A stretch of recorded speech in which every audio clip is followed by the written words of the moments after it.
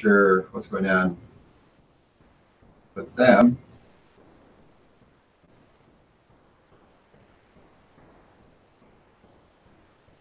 What am I going to do? Oh, first off, I just want to talk about the schedule and see if this is understandable. The schedule, the way I set it up was basically each one of these dates is one chapter. So in advance, if you can work through these exercises that are like in the book on page 78, 89, 98, that can be helpful. So what we're going to do in classes, largely go through some GCF Learn Free videos and then jump into geometrics to practice some of the same things. Book is sometimes a little confusing and hard. It's kind of boring in a way too, I think, but it does have some good concepts in it. And these practices, I think, can help with that. If you didn't get a chance to get into the book much this week, next week's chapter 3, is just on one subject. It's good thing about creating tables, but it's not a huge assignment. So we can catch up. Yeah, so I think it'd be easy to get caught up. See everything here. Close that.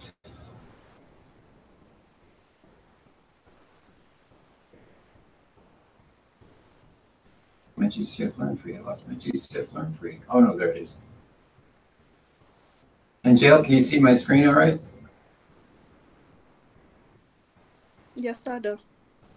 Okay, we're going to start out doing some exercises in GCF Learn Free. So you can pull that up on your computer. Maybe this will be GCF Learn Free. Actually, I got on the office here, I got little links to it.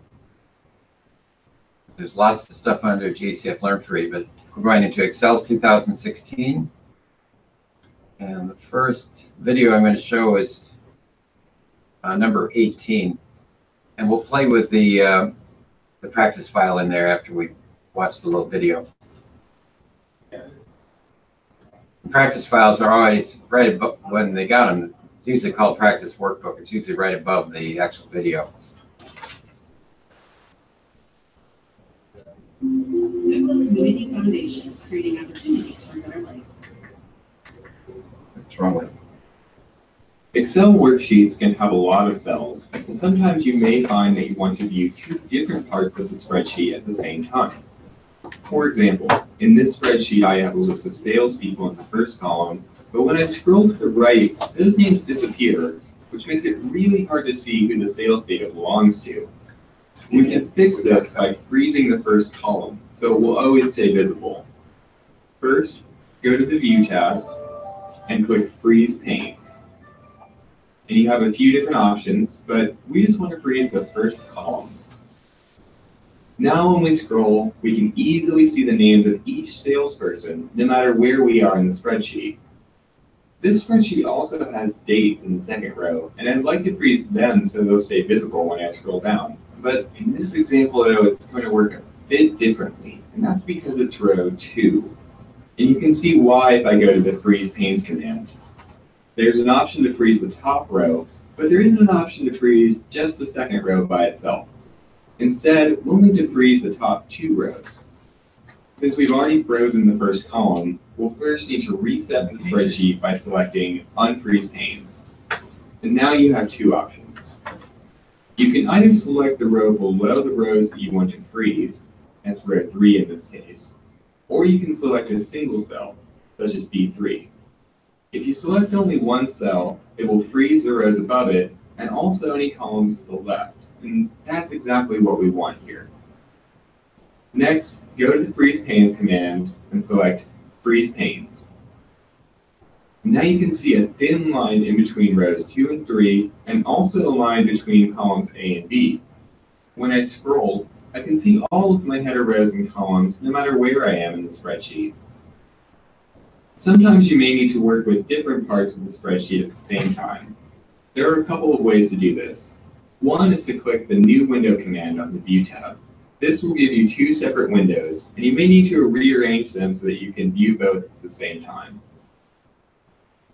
Both of these windows are showing the same file, and we can use it to view 2 different parts of the worksheet. Or, if the workbook has multiple sheets, you can view 2 of them side by side. So I could view the 2013 sales in one window, and the 2014 sales another, which makes it very easy to compare the 2 years. If you want to go back to just one window, you can close either one by clicking the Close button in the upper right corner. You can then resize the window as needed or just click the Maximize button. Another way to view 2 different parts of a worksheet is to use the Split feature. This is a little bit like freezing panes, except instead of freezing them, you can actually scroll each section independently. First, if you have any frozen panes, you'll need to go back to the Freeze Panes command, then choose Unfreeze Panes. Then select the cell where you want the split to appear, usually somewhere near the middle of your spreadsheet, and then click the Split command. And now you can see that there are vertical and horizontal dividers. There are also 4 scroll bars, which we can use to scroll the different sections. Now, if you find that this view is a little bit too cluttered, you can make it simpler by removing one of the dividers. If you drag the vertical divider all the way to the left, it will disappear, and you just have a horizontal divider. Now by scrolling the top and bottom sections, we can compare the data for any 2 salespeople really easily. For example, about David Carlson and Melissa Post. Depending on your spreadsheet, some of these view options may be better than others.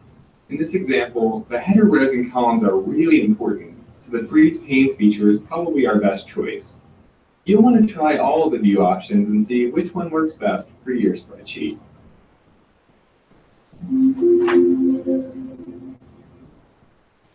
Okay, so I'm going to go ahead and open up the practice workbook for this section. It'll always, usually, I think most of the time you'll see it's downloaded in the bottom left corner of your screen. Yeah. You either double click on it or you can click on the arrow and click on open.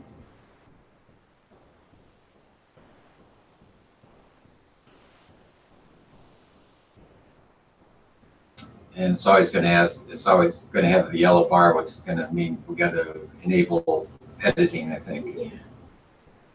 Otherwise we can't do anything with it. So this is what it looks like. And I like, personally, I'm pretty fond of the freeze panes. My window up here is set up a little differently. I'm not sure why it's crunched in like this. I think in the video you saw that he had the freeze panes and had these 3 different groups. Freeze panes, I freeze the top row, freeze the first column. As he pointed out, if I freeze the top row here, it's just this title for sales, and that doesn't do me much good. So I probably wouldn't use that. Freeze panes is set up where you can only do one thing at a time. So if I want to change that, I've got to unfreeze it. And then so freezing the first column, because actually in this case, freezing the first column works. I get a little line here between A and B. If I move to the right, see, we can still see the people. And I'm going to go back to freeze panes and unfreeze again. I like the option that he showed, the third option, which is I think the one I use a lot, is get to the first cell up here, like in B3, sit on that, and then you use just the general freeze pane button. That way it freezes both the first, in this case, the first column, the column to the left. If I had a bunch of columns there, it would show all those.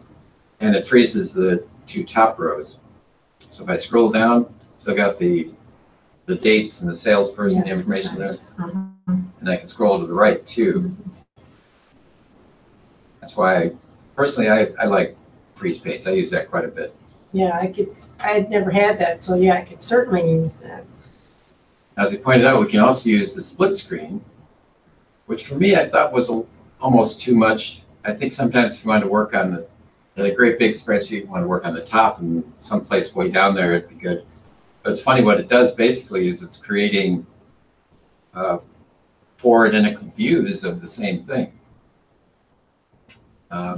As he pointed out, that gets sometimes a little confusing. You can just actually drag this vertical line off and it'll just make it a top and bottom screen. And so we could, work on the top part, and then down below we could slide down. And I think he showed, comparing 2 people that were quite a ways separate. Melissa Post and somebody else.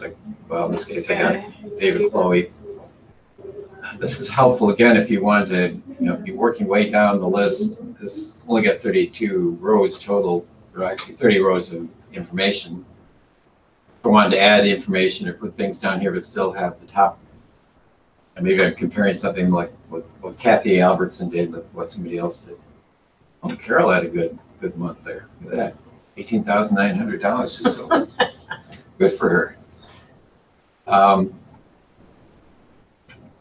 So that's split. And by the way, up at the top here, you notice on the ribbon, getting what it's called, it grays out or highlights what is currently in use. So, you know, split's in use right now, but if I click on it again, boom, it takes away the split. It's sometimes handy if you're not quite sure what all is going on in your screen. You can sometimes tell you got something up here that's going to show those things. If I did freeze panes, it doesn't show anything because you have to actually go underneath to see it. But sometimes you can see it, like with the split screen, you can see it. There's a couple other things that we can see, like on the home, especially in the home tab. It'll show stuff up here like the alignment right now. Everything is probably bottom aligned. You can kind of see it with this row 2. Make it a little bit bigger. These are bottom aligned and right aligned. Oh, I might not always do that. A lot of times I like to center it and have it in the middle.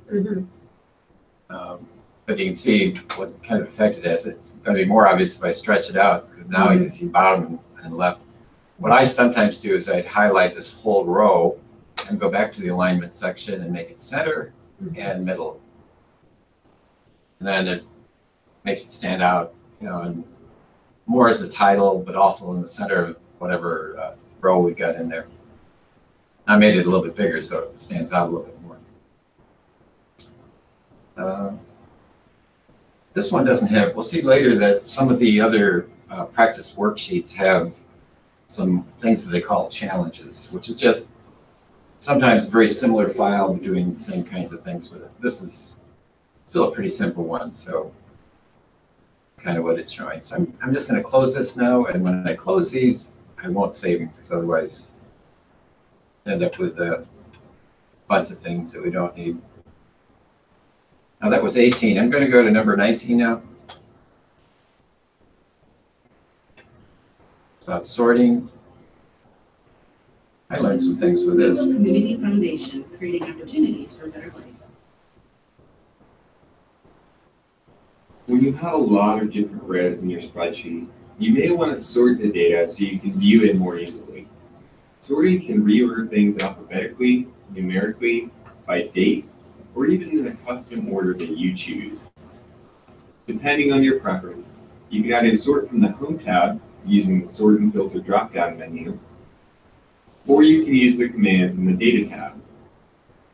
In this example, I have a worksheet with a list of t-shirt orders, and I'd like to sort it alphabetically by last name. Just click any cell in the column you want to sort, and then click the Ascending command. That's the one that says A to Z. You'll notice that when we sort one column, Excel also reorders the other columns so that each row still has the correct information. If we wanted these in reverse order, we could click the Descending command. That's the one that says Z to A. Now, this method doesn't always work if your spreadsheet has an unusual layout. Watch what happens when I try to sort the data here on the right. See how the header row is included in the sort by mistake? In a situation like this, you might need to manually select the cells you want, instead of relying on Excel to do it for you. This is called sorting a cell range. Select the cell range you want to sort, including the header row if you have one. Then click the sort command, and a dialog box will appear. And first you'll want to check the box that says My Data Has Headers. Then use the drop-down menu on the left to choose the column you want to sort by. Then select a sorting order. In this example, we'll choose largest to smallest. When you're done, click OK, and the range will be sorted by the selected column. Notice that the rest of the worksheet wasn't affected by our sort. Now, sometimes the default sorting options won't work for what you have in mind. For example, if we sort the columns that contain the t-shirt sizes in ascending order, The order will be large, medium, small, and then extra large, because the column is being sorted alphabetically. You know, it would be better if the sizes were listed in a more logical order. In other words, small, medium, large, then extra large. For this, we'll need to create a custom sort. To begin, click the sort command, and on the right, you can see that it's ordering the column from A to Z. If we click this drop-down menu and select Custom List, we can enter the t-shirt sizes in the order we want. So I'll click in the box and start typing. Small, medium, large, and extra large. And I'm pressing enter after each one. When you're done with your list, click the Add button. And make sure that your list is selected over here on the left. Then click OK to confirm, and OK again. And now the worksheet is sorted the way we want. The only problem with this is that every other column is completely out of order. What I would really like is if the homeroom numbers were organized within each t-shirt size. I can do this by sorting by multiple levels. This will let us sort first by t-shirt size and then by homeroom. Click the sort command and you'll notice the different options at the top of the dialog box. You can add a level to the sort, delete a level, or even use the arrows to change the level order. In this example, we want to add a level. Now we just have to select the homeroom column, and we'll leave the other two fields the way they are, sorting the values from smallest to largest. And when you click OK, you'll see that within each t-shirt size, the homeroom numbers are listed in numerical order. As you can see, there are a lot of different ways of sorting your data, depending on how you want to organize it. So take some time to experiment with the different options and find the ones that best suit your needs. That was really helpful. Okay, practice workbook.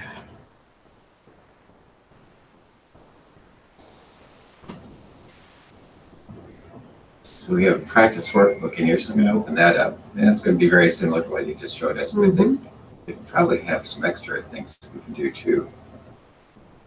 And Jill has left us now, and she's heading over to Gurney because she realized she needed a book. So no longer on the call with us. Oh, She will be shortly. She lives pretty close to the office, I think. yeah. You met her the other day, last week, right? To give her books? I took him to Gurney. She didn't pick him up. I offered to bring him down here for today. She said, I'll leave him there. So I did. And then now she's just not going together. She's going to forget. I said, okay, because I was there yesterday. I said, okay. Well,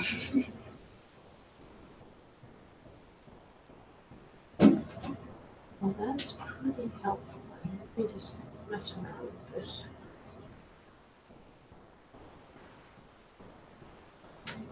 I'll tell her that her books are sitting on Paul's desk.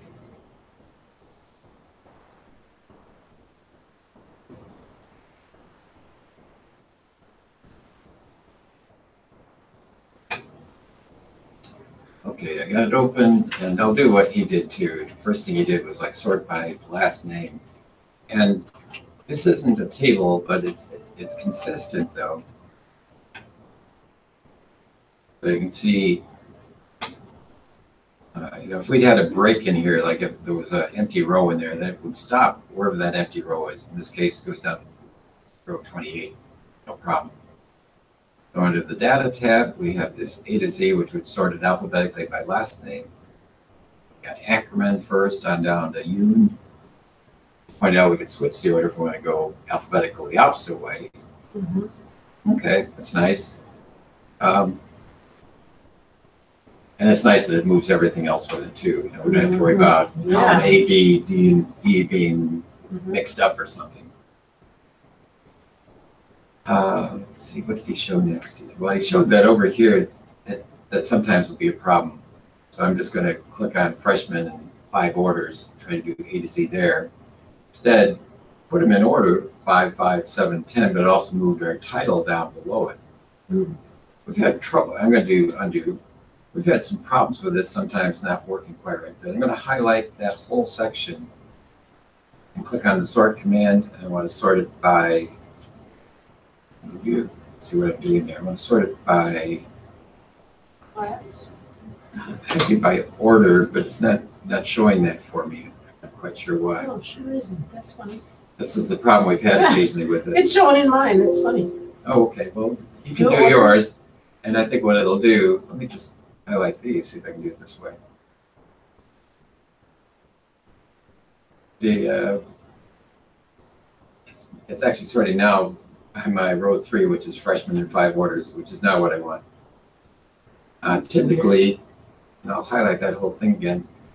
Typically, when you go to the sort, it may already have defaulted to showing my data as headers, which is what this should be showing. I'm going to take it off for a minute and then add it again. That'll help me. So it should be seeing, well, H. column H is not what I want. I know what it's going to do. It's going to make it wrong again. Yeah, that's weird. I'm not quite sure. I think there's some default setting that was changed on a couple of these computers because it shouldn't do it that Well, way. mine is definitely working as That's they good. showed in the video. That's good. So I mean, I could cheat and cut and paste this back up here. Yeah. So cut cells. Okay, there we go. Now it looks right. There's always a workaround. Yeah, I shouldn't have to do that. But Yeah. I do like what he showed with the t-shirt Yeah, size. So I'm trying to do. that's pretty cool. So if I do A to Z here, it does just like he said. You know, we've got large, medium, small, and extra large, which is logically, I mean, alphabetically fine, but it's logically not the order we want. Right. So to change that, I'm going to click on the sort button. And the order, we got A to Z, Z to A, then the custom list. Mhm. You may notice in this custom list, this is something Excel's already built into it. They've defaulted to have certain things like the days of the week, the months, thing already in there. So when Yeah, you try to it's use one of those, yeah. it'll just know what to do with them. So what I want, and we got to type in the things we want and hit enter in between them. So small. If I misspell a word, it's not going to know what to do with it. Small, Yeah. medium, large.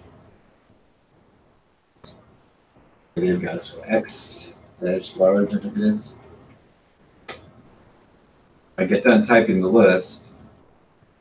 I'll click on the add button, which adds it to our custom list over here. We want to make sure it's highlighted too. In this case it is, so I'll click OK. Now you can see instead of A to Z and everything, it's showing my list of things here. If I hit OK again, now I got the smalls, the mediums, the larges, and the extra larges. Now he pointed out that we don't have anything else in order. Homerooms are out of order and everything else. But I like what he did. He went back to this view again and added a level. So you can click on added a level and it allows you to use the next level with whatever you want. In this case, you want to use homeroom. I like smallest to largest. So when I do that, click OK. Now I can see within the smalls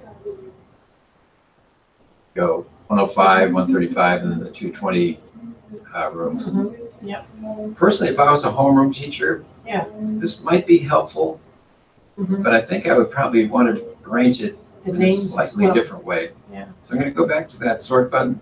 Mhm. And one of the things he pointed out is we can rearrange these things. So this little up and down arrow here, Mhm. I'm on t-shirt size right now. I'm going to click down, and now it's going to sort by homeroom first, and then by t-shirt size.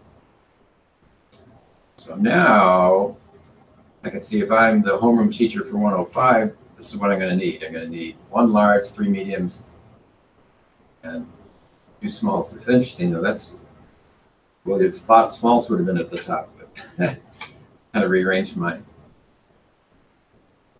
So I think as a homeroom teacher, I'd rather see this where I can see all Wait, my. did you highlight the whole column for homeroom number or just the first? cell? Actually, I just went back to this and just Huh. rearranged the order of the two. So originally it was t-shirt size first, so it was just doing the large. Oh, it's reversed it on me now. Okay, undo and undo.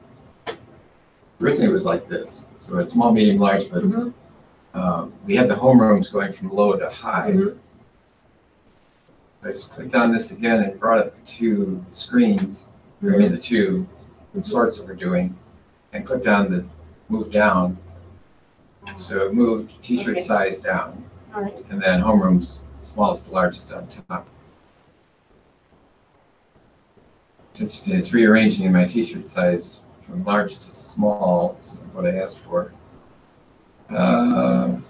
Okay, somehow it lost, but I can see it's got homeroom size here, or homeroom here. The sizes, we can see, okay, 1 large, 3 mediums. Mhm. Yeah, that's fine. And so we can see how that would look. Well, it still did, I mean, okay, it give you the homerooms, which you wanted in order, and then if you look in homerooms, it still gives you that small, medium, large cluster. You know, they're still clustered right. I know you're, yeah. Oh, I lost, oh, here's what happened. I lost my t-shirt size there. I'm gonna click on that again. Mine wouldn't do that. Mine wouldn't give me that again. Okay, now I think mine makes sense the way I wanted it to. So 105, we've got 2 smalls, 3 mediums, 1 large. 110 just has mediums and larges. There it is. Forgot about that. Sometimes when you rearrange the order, it forgets what order we wanted, or it defaults back to the A to Z, which is the first That's thing what in it the is, list. yeah. Now I got it. Now I got it. Now this one also has a challenge.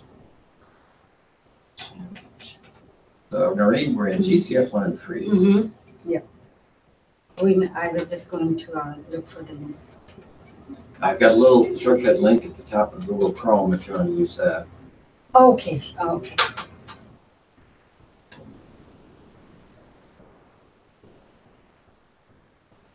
Where's the challenge? Challenge is this next tab down here. Oh, yeah. Katanka. So we got this. Northern Idaho. Okay. I don't know if that's a real place or not. Hey, it could be this hilarious. You said in here, there, Up on the black bar on the, should say, okay, you see it on the left there? yeah, Does it say- about, you said, homework? It's not showing it. Yeah. That's weird. Okay, you can just Google, Okay. or I mean, just type in GCF Learn Free and you'll see it pop up. And you're gonna go to, I would just go to the home one. And then Office 2016. You know, the weird Excel? thing is, I was not able to log in from home. Really? Yeah, that This was, is, and I kept on trying. this should be something you should be able to get on any computer. Yeah. Excel then. And we're on number 18 or 19? 19. 19. Oh, wow. Sorting data. And, You can watch the video later if you want. Yeah, It's, yeah, definitely, I'm gonna recording go. this. So above the video, see practice practice. file or something like that. You can open it up.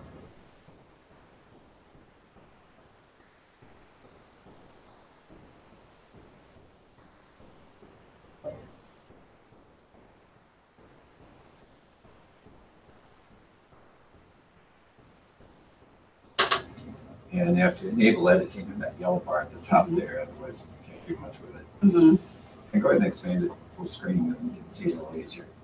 Now we're just playing with the first one. Mm-hmm. Now we're going to the challenge tab, so I'll let you join us in the challenge tab, that second tab in the file, Mm-hmm.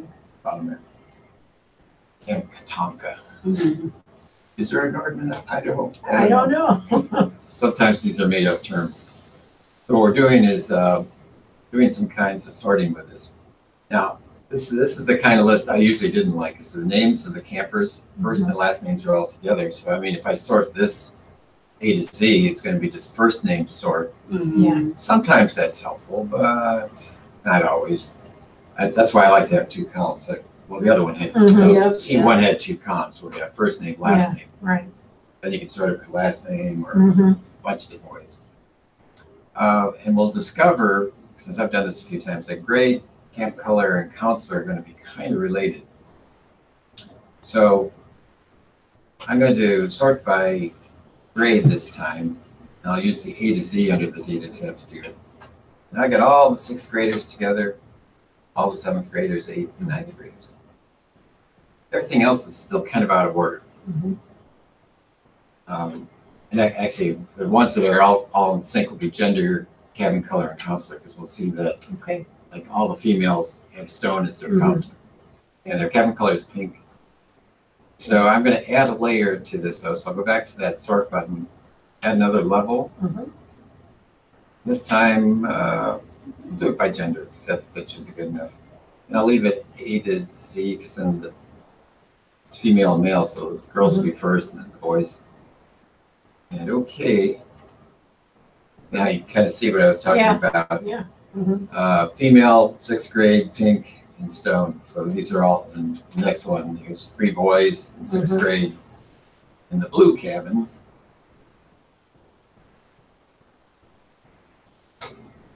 And like I say, because column B, column D, and column E are all really kind of in parallel, it lines up everything Yeah. the same way. Yeah.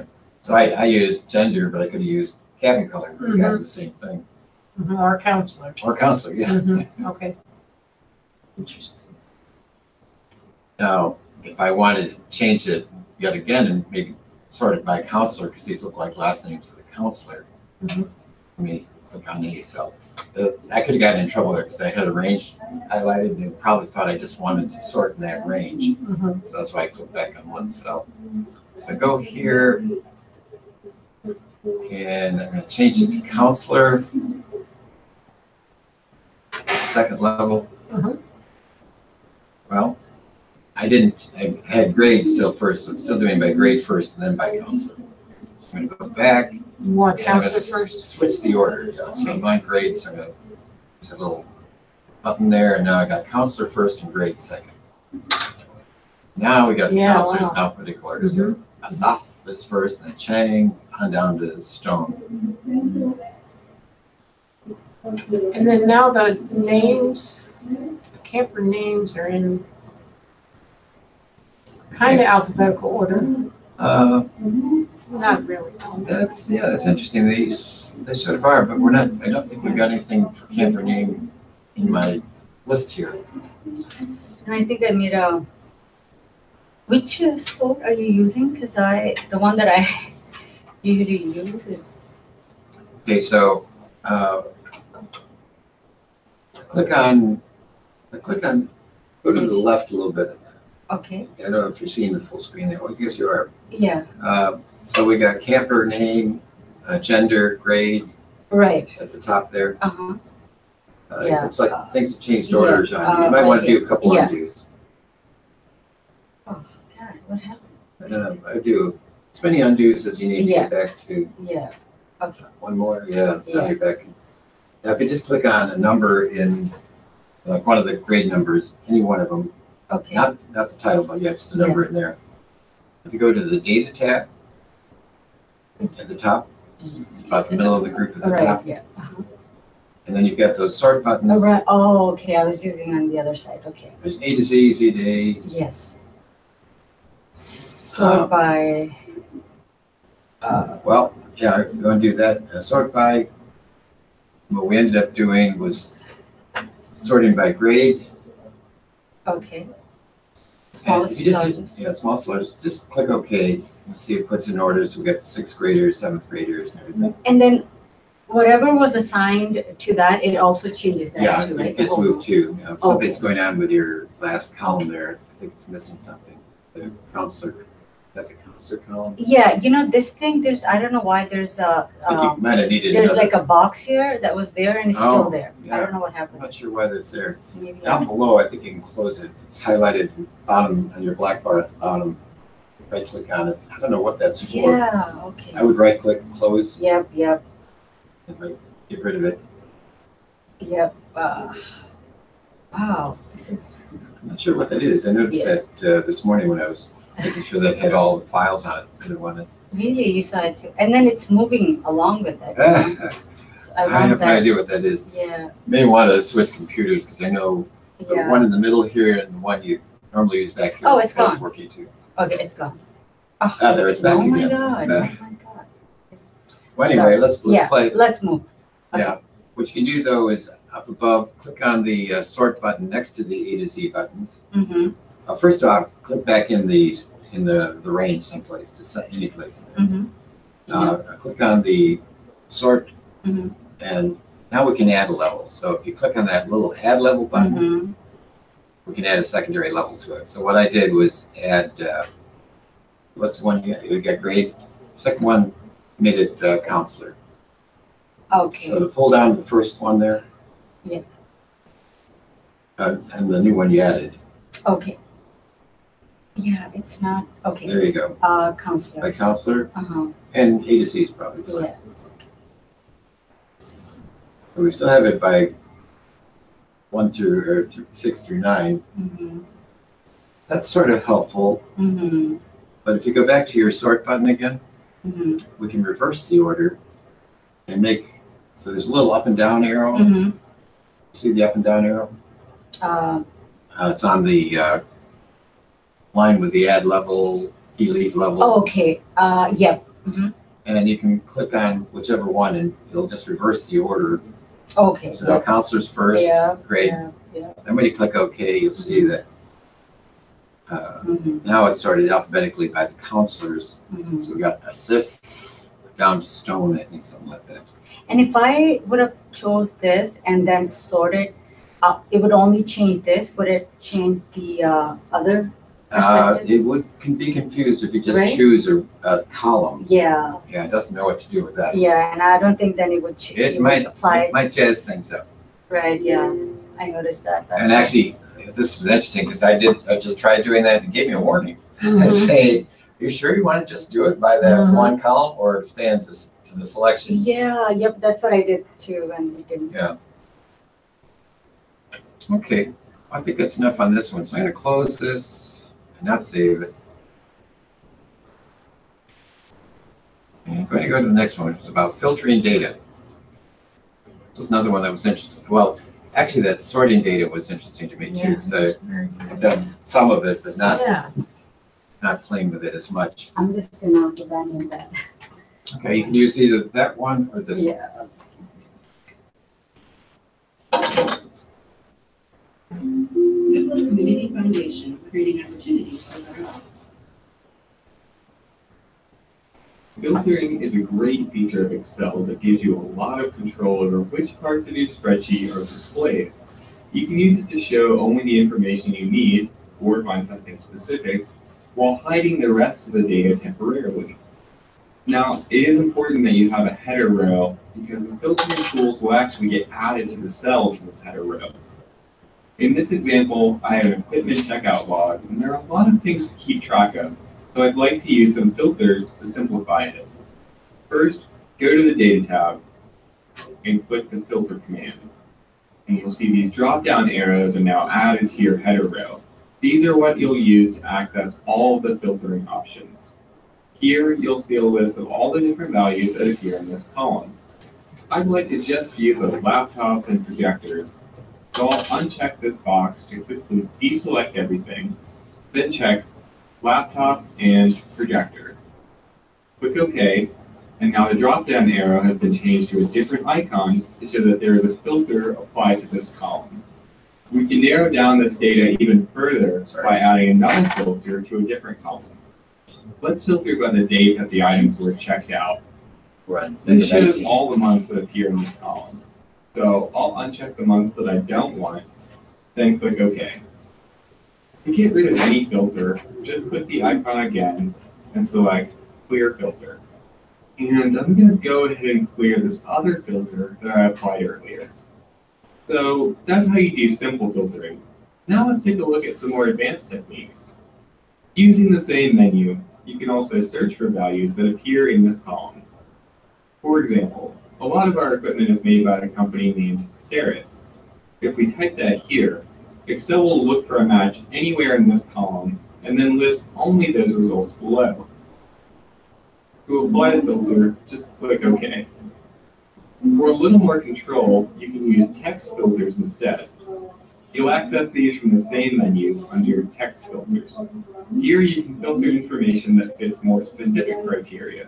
For example, cells that contain a certain number of characters or data that doesn't contain In this example, we're going to choose does not contain and then enter laptop to exclude anything that contains this word, including laptops and laptop travel bags. Click OK, and Excel will refilter the data. Next, let's say that I only want to show items where the ID number is between 3,000 and 6,000. I can click the drop-down arrow and go to number filters. And there are a lot of different options here, but for what I need, I'm going to choose between. Now I can type whatever values I want for these two fields. So this filter will show things that are greater than or equal to 3,000 and less than or equal to 6,000. Click OK, and now all of these values are between 3,000 and 6,000. Date filters are really cool because they can display data from a certain time period, such as last week, last year, between two dates, and so on. In this example, I'd like to find out which items were checked out between July 15th and August 15th. I'll select between, and then in the dialog box that appears, I'll use this calendar icon to select July 15th and August 15th. Then click OK.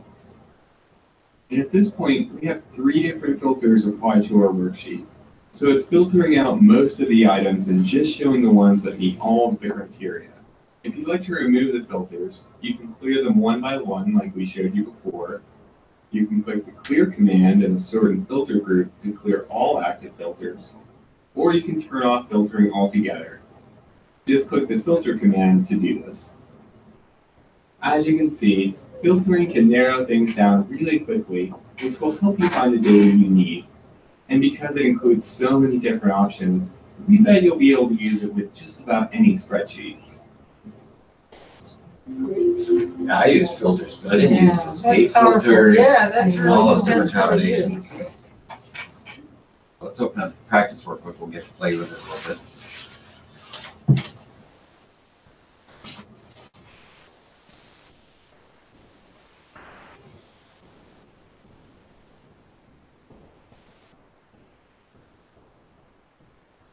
We always have, it's a pain, but we always have to enable editing. So this will look very similar to what he did. The first tab is. Is that challenge? No, you're on the wrong one.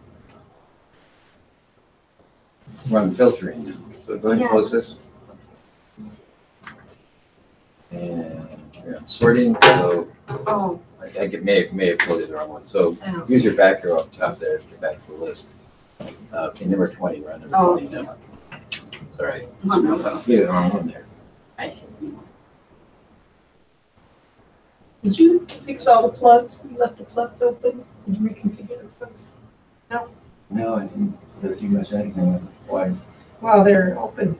There's availability now. Oh. That's nice. Thank you. I was just Well, gonna that's say good. thank you. No, I didn't have anything to do with it. Somebody else may have Must done have done it, something. yeah. The first thing I'm gonna do is on row 1 there is highlight row 1, because that's our header row. By the way, he showed working on the data tab, and it's a lot easier because these are big buttons here. But on the home tab, way over on the right, we also have this sort and filter button, which has a lot of the same commands. Okay. As the filter button, it also has the A to Z and custom sort ones. That's why, the home tab, the home ribbon, really most of the time has a lot of the things we can Yeah, it use. really We don't need does. to go other places. And then if you add your little shortcuts, then you never need to leave the Yeah. home tab. So you can do a lot of stuff on this tab. Again, the data tab, it's easy to see this Mm-hmm. nice big funnel here. It's a small funnel on the home tab. But I click on that, now we got the filter buttons on here. And I did lots of simple filters, like under type, I would see my list of stuff, deselect everything. And if I just wanted to see cameras and projectors, I would just click on that. Okay, cameras and projectors. I'm not getting, so did you highlight this? Yeah, highlighted that row and then went, And I went to. you know Why what is you it need? grayed out? What I would do first I have is to add click on this button up here, Uh-huh. so you can see, and click on the bottom one so you see the tabs and everything all the time. Okay, yeah. Okay, no, now I. data and filter. Okay, now it is. So simple filters, I did that quite a bit. Mhm. You know, if I want to see who's in my Excel class, Right. my student list, or who's in this class, Mhm. I could use that sort of thing. That's a simple filter. And as you pointed out, we can clear that by doing the pull down again. There's clear filter types, so I can get rid of that. Or I could have just gone in there and selected all again too. Okay, kind of handy. Mhm. The text filters are ones I never really used. We've got this longer list of things here. As you pointed out, we could search by a name, like in this case, Saris was a made-up name for some company. If I put in Saris in there, you can see already it's unchecking certain things that don't have that in there. And if I click OK, then I just have this shorter list of everything that has the word Saris in it. That's pretty cool. Oh, nice. Okay. Did you? I put it in that search box. Yeah. I just typed in Saris. It says ARIS. Yeah, mine, it just everything disappears. SARIS. SARIS. SARIS. And you can see down below, it unchecks Okay, it. Now if you now. click OK, Okay. you get a shorter I thought you list said then. Sarah, the name. Well, that's pretty cool. Yeah. And then you did the other thing is just above that search bar is a text filter. So if you look at that in the text filter, we can make it really specific. It's exactly something, or doesn't contain something, or ends with. And we'll see this in the geometrics practice. There's going to be some of that. Does not contain. You could even create a custom filter. We could have done the same thing with Saris using something like this. We say it contains the word Saris. And hit OK. It's going to give us basically the same result. You're just pressing this one, right? Pardon me? You're just. I'm still on that on the equipment detail. Okay. But I can use the text filters above the search bar. And here's where we can That's do great. similar things to what we did when we searched for that one word. The date ones, I thought that was pretty cool because I never Yeah. really used these date ones. You can do simple filters, like if I just wanted to see May, I could just unselect and choose May. Oh, only one thing in May, short list. I'll clear that one. But the range thing, I thought those date filters are amazing. Now, this information is all dated 2015, so it's a little hard to do some of the things he did. Because if I do Mhm. between, You gotta go all the way back to calendar comes 2015. up and then you got to click back from 18 down to that. Yeah. But if I put in something like yesterday, of course, nothing would show up because now we are in 2018. So that date filter didn't do me much good. And even last year, this quarter, these are all, if we were working on this year's data, that'd be fine. I'm going to just try, say before, and I'll use the little calendar on the right here. Like I say, I'm going to have to go back a lot just to get back in his range. I think his range basically is July through October 15, something like that. Yeah. So August should be good. Okay. So these are the things that were checked out before I said August. I'm seeing September dates in there. I didn't think I'd see those. Maybe I didn't do that quite right. 8, 4. Oh, it made I stopped at October 30th. Let me go back. We'll do October 31st. Or August 31st. It doesn't seem to be filtering it quite right. I'm going to clear all my filters and just go back and try to do a date filter. I guess I could do it the way he did, although, as I said, when we're doing a between thing, we'd have to click both of these calendars way back.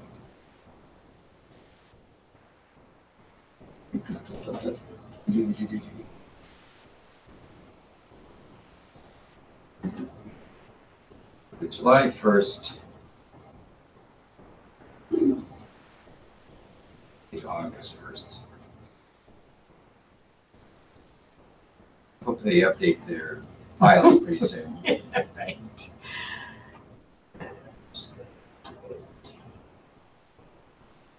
Okay, so now I can see that there's only 3 things checked out in July, basically. We could do multiple columns and things. Can you do the same sort thing that you do? You can, and actually, if you click on the filter button, Mm-hmm. you may have noticed that it actually has sort commands in there. Yeah, It sometimes gets a little jazzed up if you're filtering and sorting, yeah. so I'd be cautious about that. Okay, I would probably sort first. Like in this case, okay, I'm gonna clear this filter. I got no filters in there, and say my first column here, say I wanted to do it by ID. mhm, Okay, I would sort that first. okay, Now it's in numerical order. Then I would probably go ahead and do my filtering things. Now even Okay. here though, it shows me, you've sorted that. It's already knowing that I did something there. mhm, Now he pointed out too, we could do a number filter. Number filters are pretty cool too. He did between, I think he chose what, 1,000 to 6,000. less than 6,000. 3,000, 6,000. Okay. Made my screen a little bit bigger, but you can see I don't have any of this 6,000s Yeah, me or neither. Yeah. larger numbers. And it's interesting because I sorted by ID, I see that type is sort of in a logical order too. So I see first we got tablets, low 1,000s, and laptops, next level 1,000s, a couple others, and 2,000, cameras, and 3,000. Well, they've got some, although here's another group of others under the 4,900 range. TVs are all 5,000. So there's certain things that are in logical order there by just doing it by ID. I wanted to do checkout, and I can do a simple checkout. What was checked out in August? So in my number range, 1,000 to 6,000, Mhm. 5 things checked out. So obviously, a lot of different ways we can slice and dice this. Mhm. I see here Hank took 2 things out. He took out a printer and a laptop. And obviously, you're saving constantly. You're doing Control S or whatever to save constantly because there's no auto save on any of this, right? There is an Yeah. autosave. Okay, So let me just show you that since you Okay. brought it up. Autosave by default takes place every 10 minutes. 10 minutes, okay. We can change that though, and that's actually one of the exercises I think in one Okay. of the earlier sections. But under options, Mm-hmm. under save, this top line here, it says save auto recovery information every 10 minutes. You can actually Okay. change it. One of our exercises actually has this changed to 5 minutes. Okay, And if you're typing in tons of data, yeah, I would change it down to 2 or 3 Right. minutes or 5 Right. minutes. because I Instead, if you have a crash or the power goes off, Mhm. you only lose a little bit of information. Mhm. 10 minutes for normal How stuff. did you get back to the main? Oh, it's under file. I'm sorry. It's under file and options way down at the bottom of I that. see it. All right. Forgot how to do that. All right, very good. I There's got lots of stuff in here, and I think we'll see a couple exercises have us do something with formulas or proofing. But the Mhm. save one, I kind of like because Yeah. that's nice. We can it. actually. Yeah, we're getting pretty fancy here, and Yeah, I hate to yeah. lose. If I'm hammering in lots of numbers and stuff, Yeah, yeah. which we're doing less and less of now because Mhm. everything's become more and more automated. But if I had to do that, back in my UPS days, we used to we would do time studies on drivers, Oh, and we actually had to type the information in. oh Lord. That's where see, actually earlier I became a 10 keypad person. I could. I have just not hammer gotten away. there yet. I have not Uh, gotten there. Yeah, I was just. I gotta keep learn going. that. It's another one of those talents that's becoming Mhm. less and less important. I think. Right. Let's see. Oh, we got a challenge tab in here. So I'm going to go to that Oh. challenge tab. We got a pawn shop, I believe. Okay. Now everything's in no. Well, actually, it might be in order by. No, it's not even ordered by date. I have no idea what they're ordering by. So before I do any filtering, I'm just going to sort it by the ID numbers, put in some kind of order. So I just clicked on What do you want? anything in the ID column and then just did the A to Z, which Oh, A to Z. the A to Z next, Oh, yeah. The top one. which is the same thing as low to high. Okay. Now I'm going to go to that row 1 and highlight our titles there. Click on the filter. See, by doing the sort before that, then it didn't mess up the filter at all. Mhm. Don't have that little Okay. Yeah. up arrow in there or down arrow. There's a little bit more information in here. There's dates, like we wanted to see. It actually goes up into 2016, so it's a little closer. Not much. I just wanted to see what was checked out and do or deadlines for 2016. I can do a simple check on that. Now we've got a shorter list of things, not in any kind of order. So I might want to, probably would have wanted to do that more in a date order. Mhm. But I just wanted to show that. Actually, I'm going to get rid of that one. One thing I like to do with this one, since we've got dollar amounts in there, Mhm. this is an easier one to play with. We can do number filters. And number filters allow us to do equal to a specific thing, less than, top 10, above average, a whole bunch of combinations. What I want to do is greater than or equal to. And I'm going to say $400.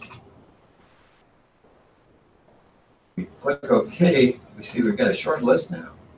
Somebody's engagement ring, and then a couple instruments, and a flat screen for $500. Mine just came as one. Do you still have the filter on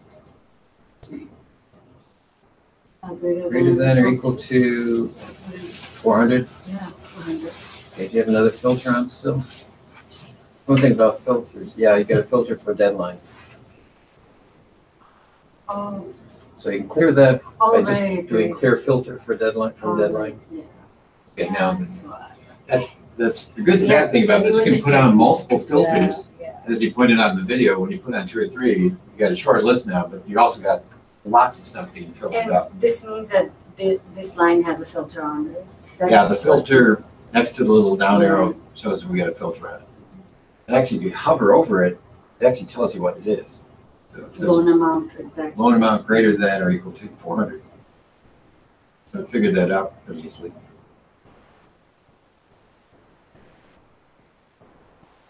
Pretty good stuff. Like I said, I did very simple filters most of the time. It's nice that we can do the loan amounts, like in this case, or even on the date columns, doing things there with the dates. Depending on what kind of analysis or work we have to do, that can be helpful. I could have used this when I worked at a photo lab, where I can see where librarians can use this, Due dates. due dates and stuff. Yeah. I think it's enough on this one, so I'm going to close it. I want to see if Jill has not joined us yet. She's having trouble at home, so she's going to go over to Bernie's office. And now it was 19. Oops, Want to do 2 more here. We're going to do groups and subtotals. This is one I wish I'd known about when I was young and working. Actually, I'm still working. Just not young. The Community Foundation, creating opportunities for a better life. Grouping is a good way to make your data more manageable. You can use it to show or hide certain parts of your worksheet so you can focus on the information you need. You can even add subtotals to summarize or outline your data. In this example, I have a list of t-shirt orders, but I really don't need to see the people's names and payment information right now. So with these 3 columns selected, I'm going to go to the Data tab, then click the Group command. Now we can show or hide this group using the button that's attached to this bracket here. Click the minus sign to hide or collapse the data, and the plus sign to show it again. To ungroup any data, make sure it's selected, Then click the ungroup command, and you're all set. The subtotal command is similar to groups. You can use it to create groups automatically and also add functions like sum, count, and average to help you summarize your data. In this example, I'd like to tally up the number of orders for each t-shirt size, including small, medium, large, and extra large. Before we can add a subtotal, our data has to be sorted by the column we plan to summarize, so I've already taken care of that here. As you can see, the t-shirts have been put into a custom sort order, going from smallest to largest. All we have to do now is click the subtotal command, and a dialog box will appear.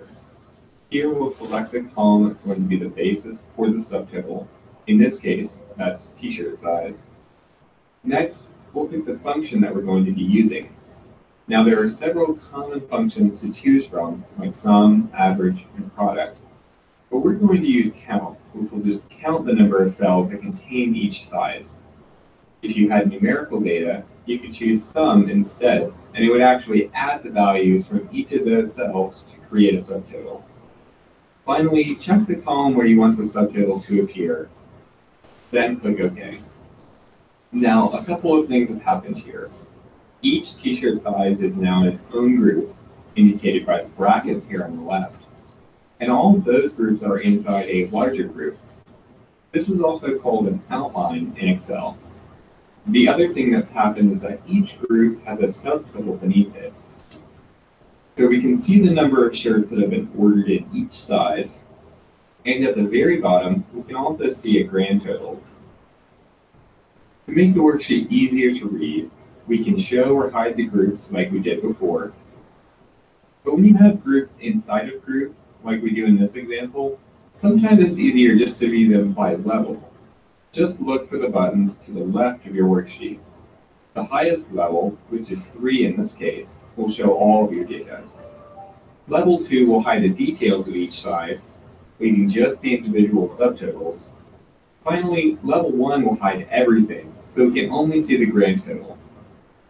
Let's click 3 to show the entire worksheet again. Okay, there's one more thing we'd like to point out. When you use subtotals, you'll notice these extra rows have been inserted in the spreadsheet. And while they're very useful for viewing our subtotal information, you need to change the formatting or arrangement of your spreadsheet. You might find that these subtotal rows just get in the way. In a case like this, it's best to remove subtotals from your spreadsheet before you make any other big changes. To remove subtotals from your worksheet, all you have to do is click the subtotal command, then click the button that says Remove All. Grouping and subtotaling can make your worksheet less cluttered, more organized, and easier to view. So keep these features in mind the next time you need help summarizing your data.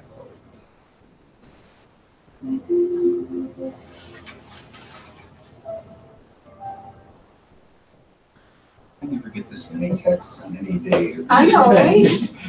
What the heck? This time it was my wife, though. She's not feeling good. Oh, really? Oh, She's got the in, flu? her tummy's hurting. She's just tired. She's in the Senior Suburban Orchestra. It's an interesting group. It's volunteer orchestra. She Nice. plays violin. But she's also, they call the personnel manager. So when we're short of people for a concert or something, she has to go find another trombone player or a horn player. That's so nice, yeah. It's lovely. That is She does a lot of work with it. It's just a practice today, but She's not gonna make it. she's not going to make it. She's going to stay home. So. That's good, because then she won't spread her, whatever it is she's got, and she won't double down on. She's had something going on. She's basically lightly gluten-free, lightly lactose-free, so we don't have any milk around it. But Yeah, I still eat cheese. yeah. I don't have any problem with it.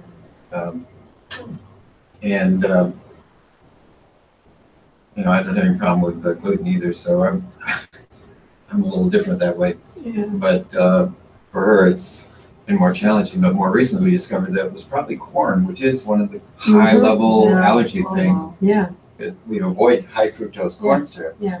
But corn starch, Yeah. corn flour. They put corn in a lot of Lots, things. yeah, too many things. But Yeah. it's good in a way because, you know, you have to avoid it, you know, and it's Yeah. not even good for you, so you're forced to.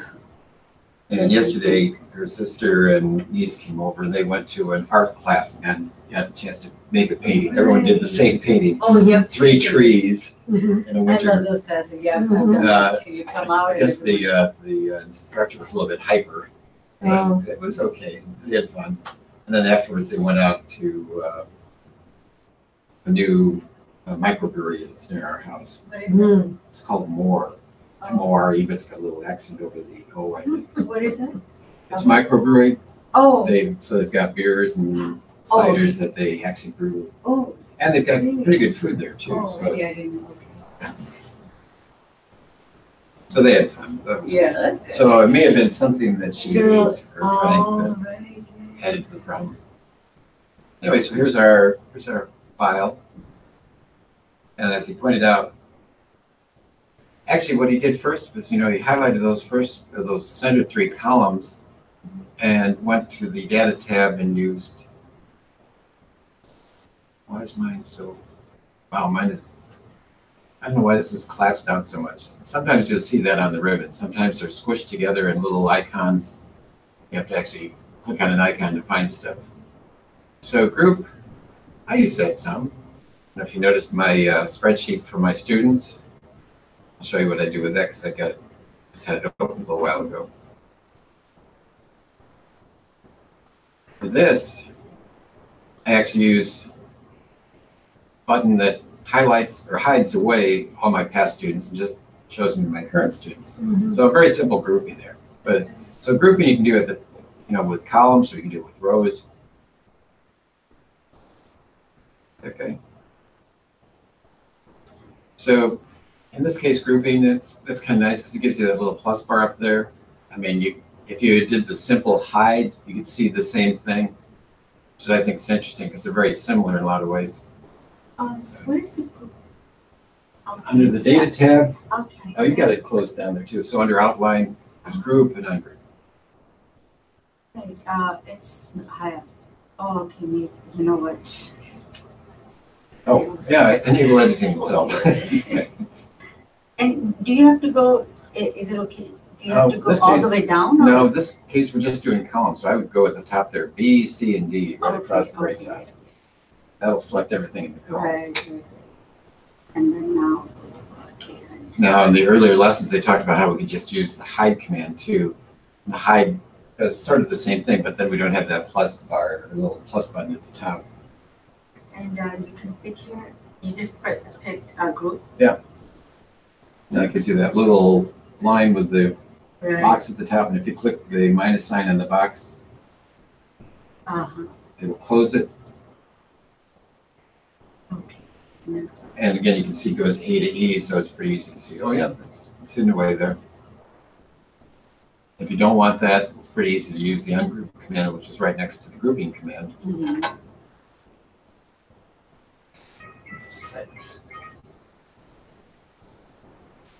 When you ungroup, though, you have to have the same range highlighted, because if you don't have it, it's going to do, either not going to know what you want, or do, like if I just had 2 columns That's good. and ungrouped it, it would still think B was supposed to be grouped. It would not be logical. Thing that I like that I didn't know about was subtotal. Because what I used to do is I would insert a row, maybe put some information in here, a title or something. Then over here, I would do the count. Do that all manually. Yeah. A lot of work. What subtotal does, I think, is great. It brings up this dialog box, and it's sorted by t-shirt size, so I want to do that. So I want to show the change, though, in the t-shirt size, and I'll stay with count. Mine defaults to count probably because I've used it before here. There's something he didn't show, but down below here, there's a little page break thing. You could actually split this up on different pages. So I'm going to click that checkbox in the middle at the bottom there. And when I click OK, I'm going to think about it. And now I got smallest count of 8, medium count of 10, and so forth. And it's pointed out on the left side, then we've got the outline. It goes 3 levels, 1, 2, 3. That's kind of nice too, because if I collapse it down to 2, then we just see the subtotals and the grand total. I think most of the time I wouldn't collapse it down to 1, 'cause, well, it's nice to know there's 27, but that's not real helpful. I didn't do that, so I'm trying to see what I did wrong. It's telling me that I'm putting the headers in, but I'm not. I'm trying not to put the headers in. I was trying to select like just this. I would just, oh, you want just the short section? I don't know. I was trying to duplicate what you're doing. I would just stay where you are, any cell in there, Okay. and then go do to subtotal, and it automatically selects everything, assumes that's what you want. Okay. So up top here, I changed homeroom to t-shirt size. And count is good. We want to show it in the t-shirt column, so that's okay. And put that page break Yeah, in you there. can leave that in okay, Okay. All right. that worked. All right. And actually, Thanks. this is a short list of what the page break did. If Mm-hmm. you look at a print preview, you see that, I got 4 pages, right? yeah, I have various pages and 1 page left. Mm-hmm. Oh, gotta collapse down too far now. See, let me open it up again. If I had it opened up, I'd see that I'd have the smalls on 1 page, the mediums on 1 page. Mm-hmm. Maybe not real important for this, but it's kind of nice Yeah. to know that you can put that page break in there and split up the groups if you needed to. Your print preview is, well, I mean, you just. You can, you can Yeah. go like that and click on print, Yeah, okay. and it'll Oh, show it yeah, on. okay. There was, and I came up with, add a bar. Yeah, under your, and I thought I had it under Yeah. quick access toolbar at the top. It's all these good things. I'm hearing voices. Hi, we can see you. Are you in the car? Yeah, you got my foot. Oh, okay. You could have stayed in the office and just logged in there too, unless there's a class. Yeah, it was a class. That's why I didn't stay. You actually use a computer in the other office, other room too, in the conference room. You could use that too if you want to. Oh, I didn't know that. Yeah.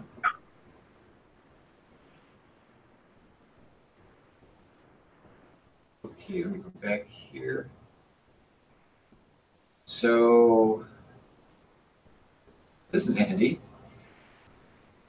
There's some things this helps with, other things it wouldn't necessarily help with. And let me go back.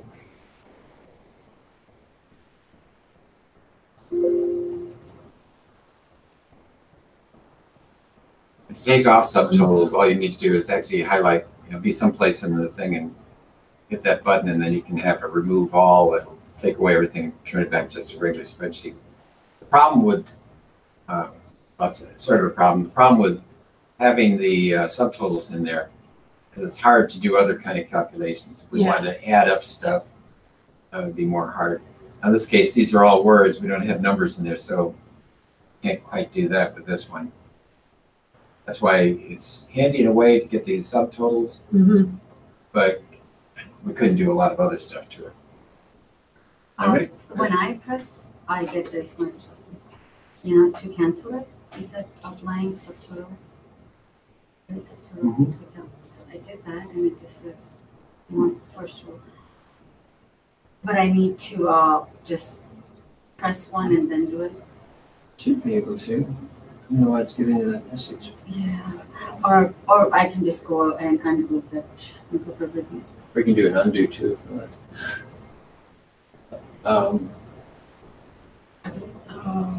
You got Yeah. rows. Yeah. Or maybe I have to select it.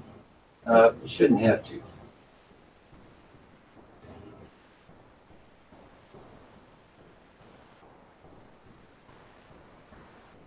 It's not grouped. Well, it is grouped, but it's using the subtotal command. Oh, okay, yeah. If you want the first row of the selection area. You don't want that. You selected a subset of cells in here. Oh, what's getting in? I would click cancel. Mm-hmm. And then just click on a cell in there. Although I think he did that. Yeah, Didn't that's seem right. like he wanted to work. Yeah, it keeps doing that. Okay. Well, we're kind of Well, done with this no. tab anyway. So Okay. we're going to go Yeah. to the challenge tab. And we get a list of people, grades, the amount they raised. And everything's out of order in here. So what I would probably do Actually, I'm going to sort by grade first. So we got the 8th graders, 9th graders, on up through the high school kids. So I just did an A to Z on the grade column. Oops. Go back to data again. A to Z. So now we've got all the 8th graders, 9th graders, and so forth. So now we could do some, see, so I'm going to go to the outline, my outline section, do the subtotals. And what I want to do, let's do by first name and stuff. I think what I want to do is change that first thing, show the amount raised. This time it defaulted to sum. I kind of guessed, okay, Excel's pretty smart. Let's see if there's numbers there. You must want a subtotal. So I'm fine with it. Amount raised. And I'm just going to click OK. And this isn't the way I wanted it to look because it's giving a subtotal for every person. So I'm going to go back. I do this every once in a while because I never use this one much.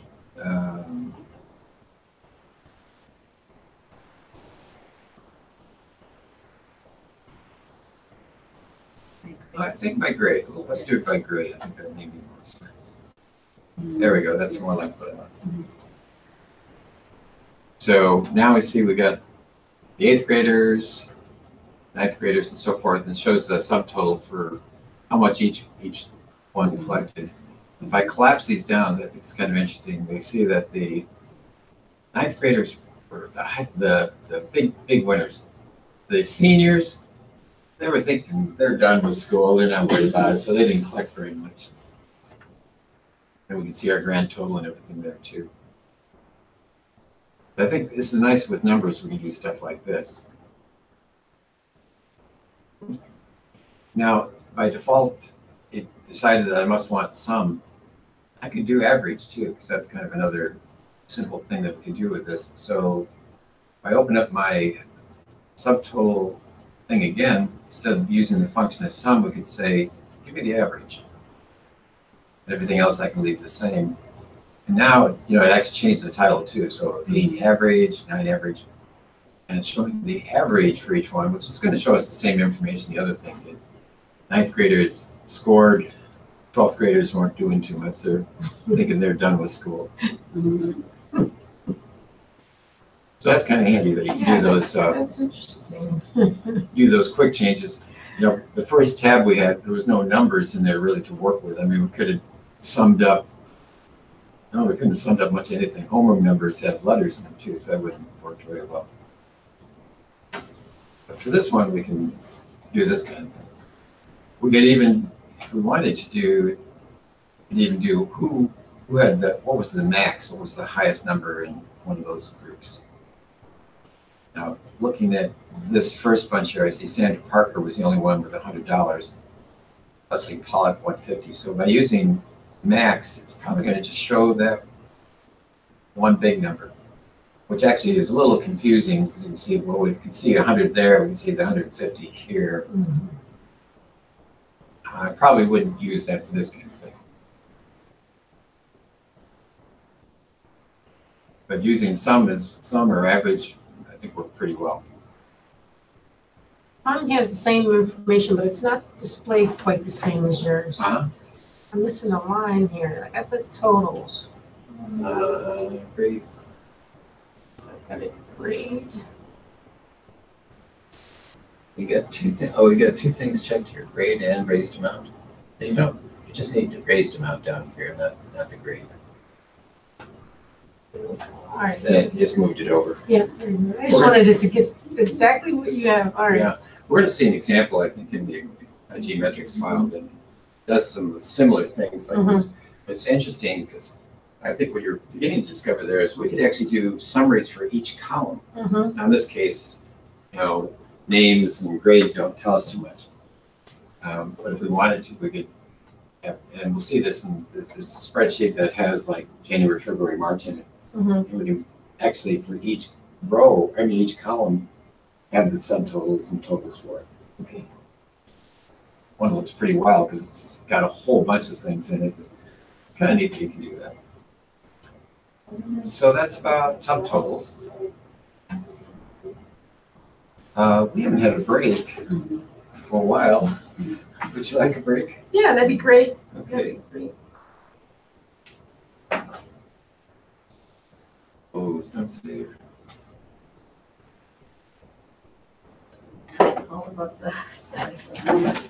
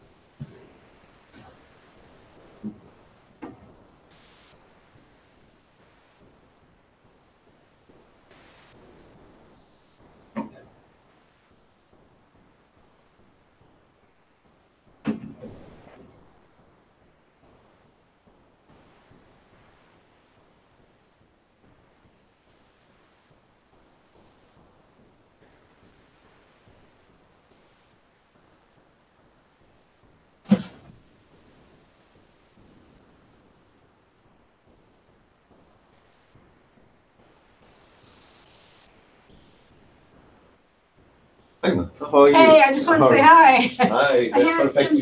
sign all my You sheets there. Yeah, yeah. Oh, you did it too. I Okay. did the 4 weeks, Oh, full perfect. 4 weeks, Yeah, normally yeah. we will need.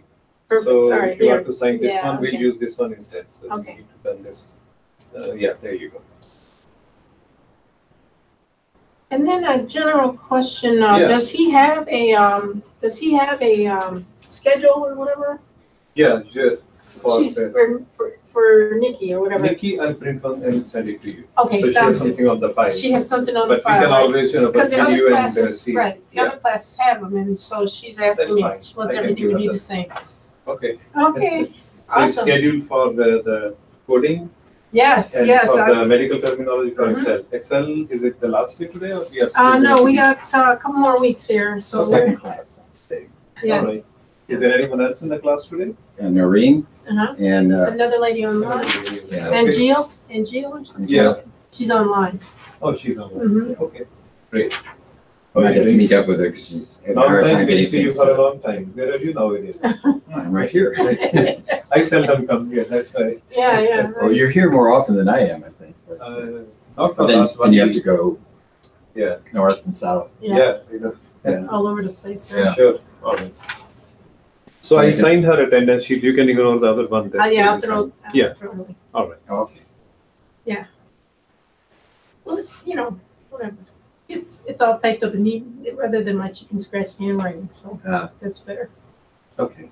Yeah. And it's funny because with each WorkNet, and sometimes with each different caseworker, they ask for different things. I Some say, know, right? well, that doesn't matter. Just keep going. Well, Others- she's it's not that she's by the book because half the time she forgets what she says. Oh, But I want to give her proof that I'm actually going through this. I just want that's for you. oh, thank And I you. had to handwrite the information if you're around or your son or whoever. And I'm sure my husband has put up posters. We've already had a premiere in Grand Rapids, Peoria, and one in Chicago at Chicago Filmmakers, but this is the first one at the school. And then he's also going to take this out to the LA branch of Columbia College and also to West Virginia where the artist is from. Wow. It's free Mhm. and it's a Friday night activity. Oh, yeah. We got something we haven't gotten to yet. We got a young friend who has a show at the Elmhurst Art Museum. Oh, nice. Yeah, that's a nice museum. Yeah. He had his initial show there a year or so ago. Wow. It's pretty wild because he does visual illusions and things that Oh, can really throw you yeah, off. yeah. That sounds like fun. And it's going to be there until January, so we got Okay. to get over soon sometimes. I know Yeah. my middle son took his girls over there Oh, nice. Yeah. It's hard to Sunday. do stuff. You got the holidays coming. You're teaching all over the place. It's just crazy. I'm going to go ahead and close this 'cause we don't need it. Thing. Oh, it's frozen. It's a problem.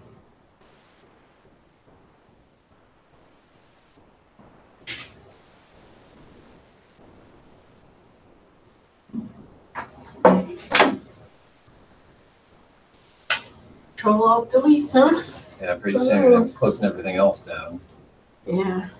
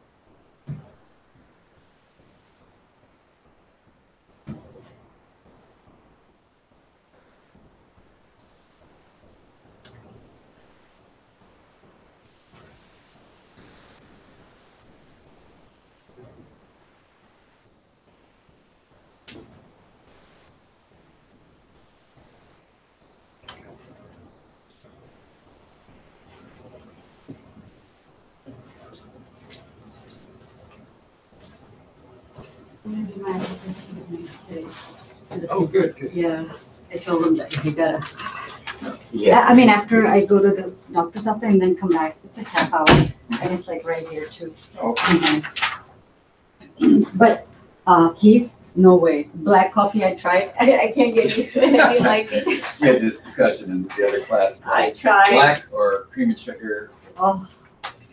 That's funny because I drink my tea with actually not cream, although I can use cream Oh. because we don't have cream around or Yeah. milk. But I use cashew milk. Oh. And I've tried almond milk and rice milk. My wife uses rice milk in her tea. Cashew milk, doesn't it have a lot of, because cashews are usually, Well, I get the local one. No, it's actually, really, yeah, unlike eating cashews or almonds, Oh, both have a lot of right, fat right. and protein and stuff. Because you know how It's they not so bad. say almond is like the king of nuts and cashews are good, but they're like the one that has the most fat out of all, Yeah, unfortunately, cashews are my favorite. I know, Well, right? almonds are pretty close too. Oh, I love it, yeah, from the almonds. Got a little handout for you, which is actually in the book, but it's in black and white in the book. And this is, in color copy, I think it's a little bit easier to see what they're doing with it. I've got one little video on this, and there's actually a section in chapter 2 that goes through this too. I'll show you this one, which is, let me tell you what it is. It's number 24 in our list, so it's, go ahead and close your files and don't save them. Go back, I think we can find 24, what's called conditional formatting. This is something I didn't use much. I could see where it could be helpful for some things. But it's on the test, huh? And it'll be on the, yeah, as a matter of fact, yeah. Community Foundation, creating opportunities for better life. You may already have some experience using charts to visualize data in Excel. Conditional formatting offers another way to visualize your data, using options like color coding based on the cell's value. In this example, I have the sales figures for a group of different salespeople, and I'd like to find out who's meeting or exceeding their monthly sales goal. Of course, we could just look at the numbers, but it might be easier if they were highlighted somehow. And the good news is that we can actually do just that with a conditional formatting rule. First, select your data, then go to Conditional Formatting on the Home tab. Next, mouse over Highlight Cells Rules, and in this case, we're going to choose greater than. Now, the sales goal for each person on this list is $4,000 per month. If we type that number here, you can see in the background that any cell with a value greater than 4,000 is being formatted automatically. If you want, you can even choose a different formatting option. Just click OK when you're done. As you can see, the formatted cells really stand out now, so we can easily tell who's met or exceeded their goal. It looks like August wasn't a very good month, for example, but September and October were much, much better. Next, let's take a look at some of the conditional formatting presets. We're just going to reselect our data and then go back to the conditional formatting command. You have 3 different types of presets to choose from: data bars, color scales, and icon sets. To learn more about each one, mouse over these options in the menu. Data bars are kind of like bar graphs. The higher the value, the longer the bar in the cell. Color scales, on the other hand, will change the background color based on the cell's value. Icon sets can be used to add different symbols, ratings, and indicators, and you have quite a few styles to choose from, depending on what you need. I think this one's especially easy to read. These icons help us see which items are the highest and also the lowest when compared to one another. We can also see which ones are about average. Now, you might have noticed that the first rule we applied is still visible. That's the one that's changing the fill color for cells above 4,000. And that's because Excel lets you have multiple conditional formatting rules at the same time, so you can highlight different things. To clear the current formatting rules, just select your cells, then go to Conditional Formatting, and mouse over the option that says Clear Rules. You can clear the rules for just the selected cells, or for the entire spreadsheet. In this case, though, I'd like to remove the greater than 4,000 rule, while keeping the rest of the icons in place. We can do that by going to Manage Rules instead. Here, you'll find a list of all the rules that are currently applied to your cells. To remove one, just select the rule you want, then click Delete Rule, and click OK. Conditional formatting is a great tool for visualizing your worksheet. So practice using some of these rules on your own, and try combining them to see what they can tell you about your data.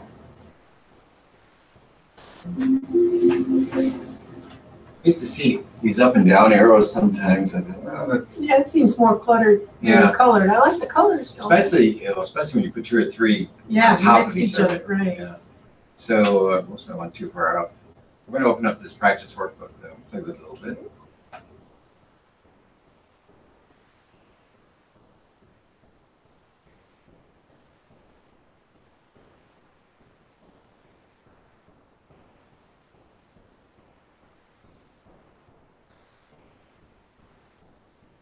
And we'll see something very similar to what he had. The interesting thing, or one thing that I'm surprised they haven't changed, is that we actually have to highlight the range that we want. So all the numbers need to be highlighted before we can do any kind of conditional formatting. So it's going to actually do it for whatever range we've chosen. We'll actually do his first one. We can highlight things that are greater than or between 2 things. Did what, greater than 4,000? And it defaults to this light red fill and text. There's a pull down here with a couple different choices. They're kind of limited. There's only like 6 different choices, but we could actually do a custom format if we wanted to. I'll just go with the one he used, the green fill, dark green text. As he pointed out, August was not a good month for everyone, but Hey, people gotta go on vacation. yeah, they were only selling 2 weeks Yeah, that that's month. right. They were busy taking a vacation. So I might have used a different criteria for August. Maybe they could just, actually we could do that. We could just highlight August and say if they got more than 1,000 or 2,000 in sales. That's a pretty good thing. So I'm going to use the same command this time to say 2,000 and do it in, well, I'm going to use something different than what they had there. So when I clicked on the custom, it brings up all these different possibilities. We can change the font, we can change the fill. I'm gonna just make the fill green for that too. Okay. Okay, we see 3 people got over 2,000 for August. So they did pretty good. Yeah, that's Not too bad. Although I can see like Zoe here got 13,000 the next month. And she sold a lot more. So did this person. These are all 3 of those people are bigger sellers, I guess. Doesn't have any grand totals or average in here, so it just goes through 6 months. So it's not February, March. It's not even by quarter. I was just gonna say, is this first quarter, second quarter? No, second, third quarter? No, not quite. It's shifted, so it's just 6 months. Did you do custom Yeah, I did custom. for August, right? Yeah, just highlight the numbers in Okay, August just that. to get that. That's why it's standing out a little different than everything else. And then manage rules, right? I did highlight cells, top one, Oh. and then greater than, and I changed the number to 2,000 instead of whatever it was in there. And then I changed the color, but you can leave it that way if you want. So it just, What did you have highlighted? oh, Just yeah, one cell? I have the other ones too, so I should, Yeah, you just had that first cell highlighted. So what you need to do first is highlight the range you want okay, before you do anything like this. So yeah, read over the numbers okay. And then. and do greater than.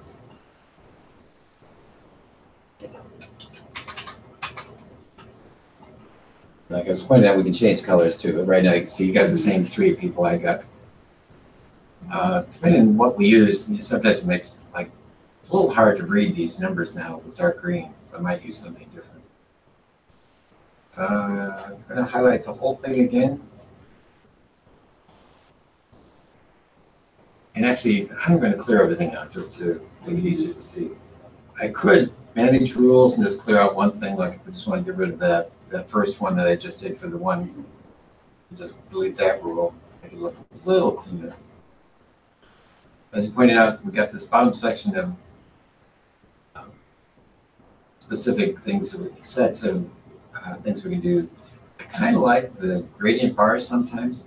They've got 2 kinds. They've got a gradient fill or solid fill. And they are like mini graphs.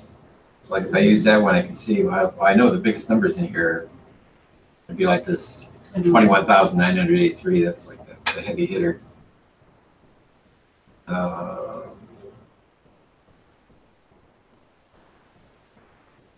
Oops, I don't want that one. I want this one. I'm going to clear everything for now. We go back. Color scales are interesting, but I think to me they're sometimes a little bit confusing. This is a 5-part color scale.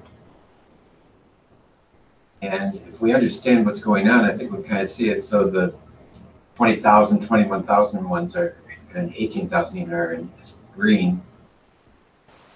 The low ones, like the 1,000 ones, are in most of August is in either red or pink. So one thing you didn't show in the video that I think is interesting, I'm going to go back into this, just keep this one for a minute, and manage rules. And I'm going to edit the rule. It's not necessarily real obvious what it's doing.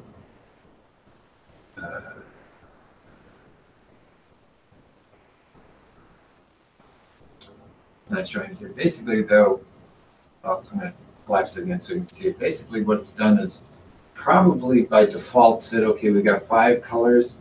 It'll be 20%, 40%, 60%, 80%, 100%, which is not obvious. No.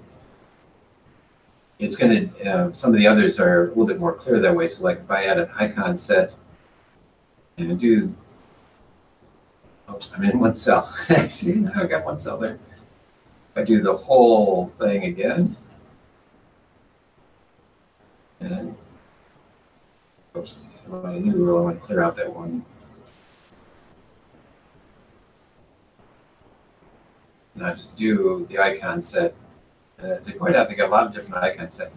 It's kind of neat to get a preview of it as you're hovering over them. You can actually create your own, pull in symbols and stuff to create your own. But they got a nice bunch there. I like the little arrows, or the checkbox and the exclamation point and a X. So right now, it's defaulting, and this one I happen to know, to the bottom third, middle third, and top third. Okay. So the things in the top third, like the 18,000s and 20,000s, got the green check. The middle stuff, and I got to think about this because if the range is say 22,000 or 21,000, so the bottom third would be 0 to Like 1900. 1900, something like that. Oh, even higher, because look at this, 4,900 still a red S. Exclamation. Okay. So what's a third of, well, 21,000, a third of that would be 700, or 7,000. So up to 7,000 is probably going to be the red. Mhm. And same thing, well, here's 5,000, that's still red, 6,000 still red. The mid-range would be between 7 and 14,000 or 15,000, so that's where you got these exclamation points. Okay. I don't think they'd want a green exclamation point to be Yeah, for the goal. the gold, yeah, top one. We could see like in October, everybody was either pretty good or real good. And we'll see it later in some of our exercises, but we can change those rules. So I'm going to go to Manage Rules and edit this one. And right now, you can kind of see in this dialog box, it's showing up on greater than or equal to 33% will be this, less than 33% will be the red X, 33 to 67 would be the exclamation point, and the top ones would be about 67%. We could alter that, if this was really business, we want to say, well, the top seller should be about in the top 20% or something like that. We can change these around. This is in percents right now too, but we can change it to numbers and do different things with it. Okay. That's kind of handy. Yeah, very handy. We got a challenge tab, so I'm going to go to that. First quarter grades. Whoops. And we'll see a similar file later, I know, with one of the other exercises. But I'm going to highlight those. Go to conditional formatting, and let's see, what should we do? Probably icon sets. Now this is nice because, with the arrows and some of these, they've got 5 categories already. So if this was really grades, and I was a teacher, I'd probably want to use the 5 set, one of the 5 sets. Maybe, probably want to use 5 sets. So we have A's through F's. And without looking too hard, I can see this 45 here, the 50 here got the down arrow. 94, green is up, 93 is up. So without changing anything, we can kind of see how it's breaking this out.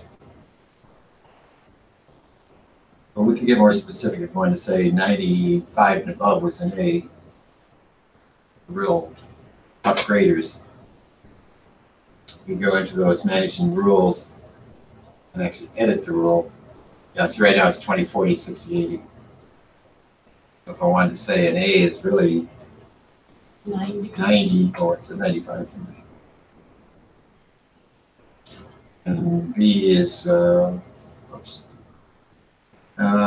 see, it's going to be really tough. It's going to be 90. C is going to be a little more lenient, allow 80 there. And the D would be 70. Maybe we can do whatever we want with this, but if I was a tough grader, it might be 90, 90, 95, 90, 85, 80. I'll go with this one, see how that works. You want to Went to manage rules, right? Yeah, that's it. and then edit. Well, highlight the rule. You don't have a rule in there. Right? Yeah. They needed some kind of rule in there. Oh, okay. You can manually do it there, but it's easier to choose one of the icon sets from the top. So conditional formatting. Yeah, I actually just cleared it. So Yeah. I'll just do. So I use the 5 arrows. That you can use whatever you want. Which one did you use? 5. 5 arrows. And then the go and manage rules? Yeah. Okay. Edit the rule. Okay. See, right now it's doing 20, 40, 80, 60. So every 20% was 1 arrow.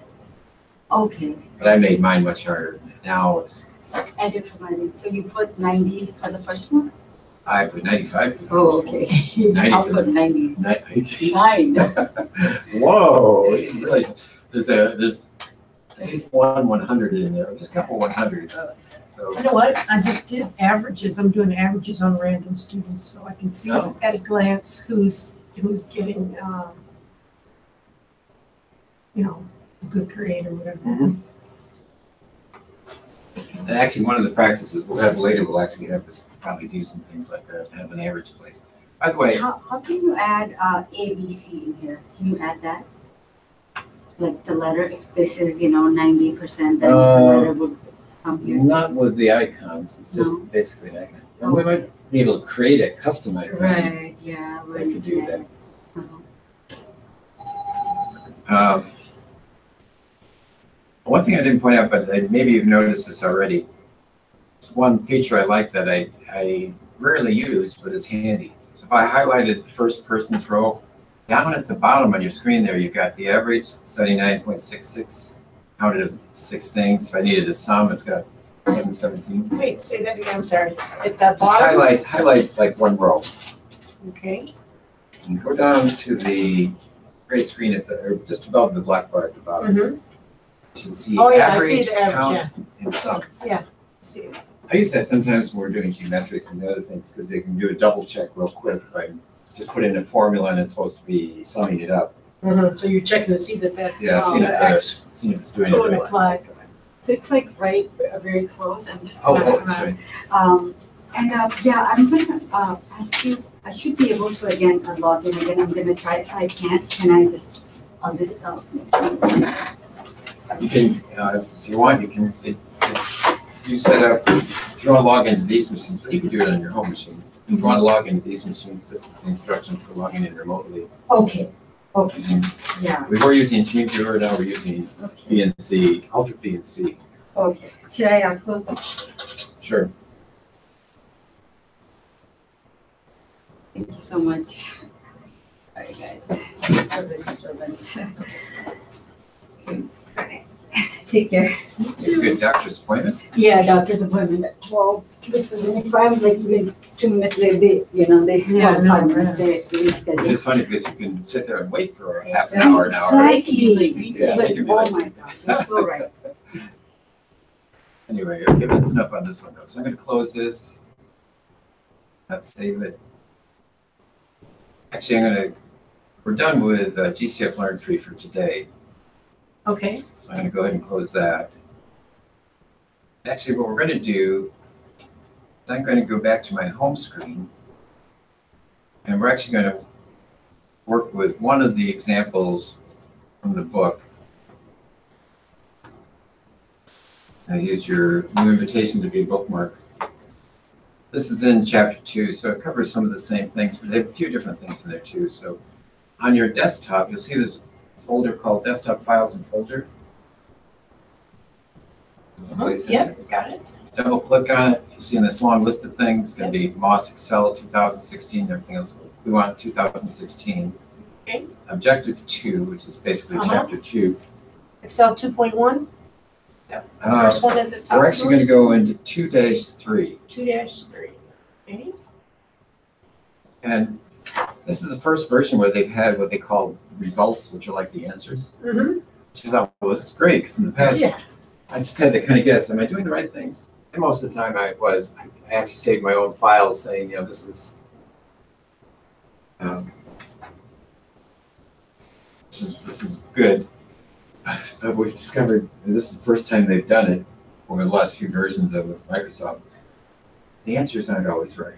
We found Ooh. 5 or 6 errors so far, so Oh, God. I That's horrible. discounted a little bit. And if you want to follow along, this is actually Yeah, on that's- page 98 in the book.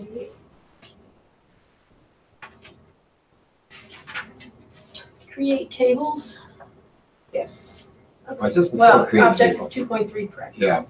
So it's the last thing in our chapter 2. So what they want us to do on your order details is use conditional formatting to do the following values for the extended price column. just extended price column. So I'm just going to highlight that last column.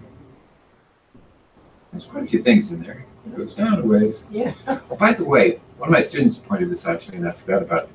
You can click on the first cell And then the last cell and there's, and the last cell and use the shift key on your keyboard. okay.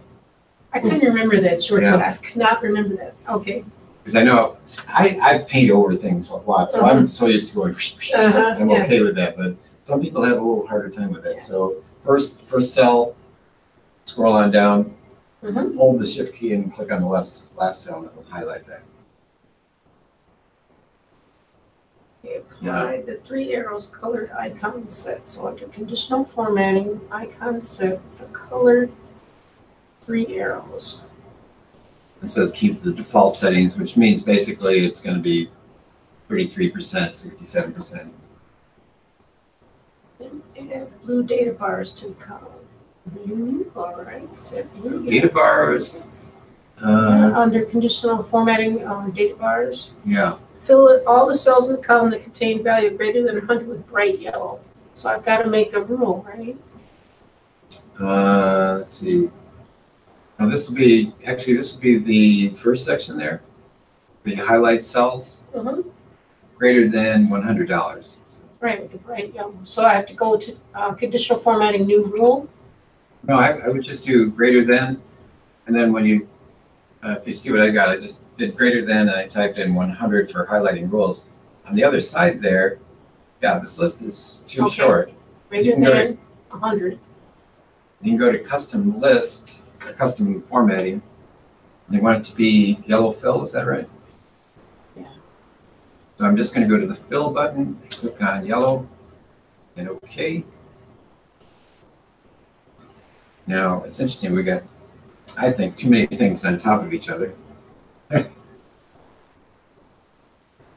That's what mine looks like. But if it's greater than $100, like this 125, see it's standing out and it's got a little bit of yellow fill. It's funny, there's one down here that's, this 153 is the biggest one, so you can only just see the yellow halo around it because it's pretty much full. Mine, even though I've typed in greater than 100, I've got the yellow bars, but I don't have the, on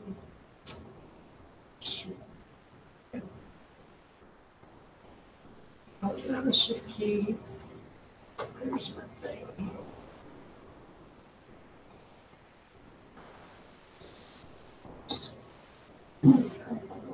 Whoa, you're way down there. 50,000.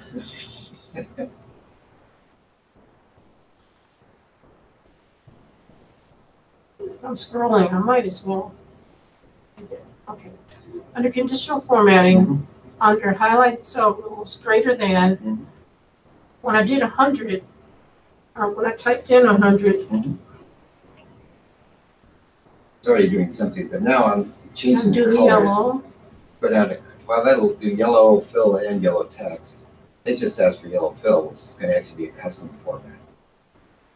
It brings this up, so go to the fill tab up there, and yellow, and OK.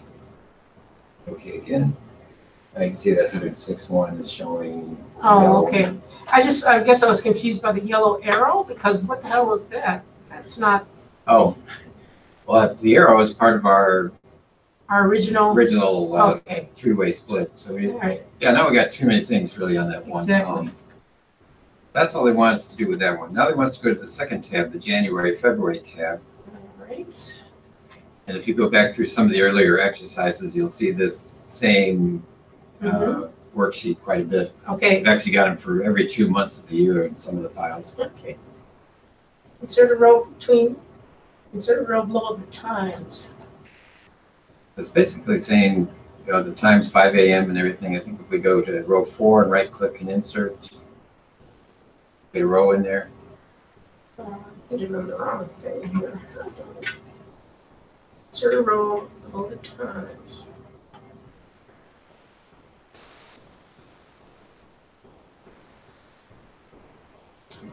So I clicked on row 4 and then clicked right click and inserted. Maybe we can use the insert you're commands. doing the right click. All right. You can do you can do the same thing. Let me undo it. If I'm,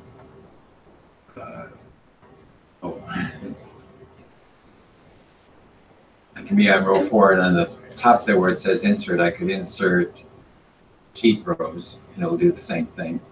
I think I'm just in the wrong area entirely, because here's the times, this row here. So what I did was clicked on row 4 and the row 4 button over here. And then you right No, click. the row 4 button itself. Oh, To that's highlight what the it whole is. row. Okay, but that's still not the times, that's the, But now if we right click mhm. and insert, we're adding a row in there. Oh, okay. So just below the times.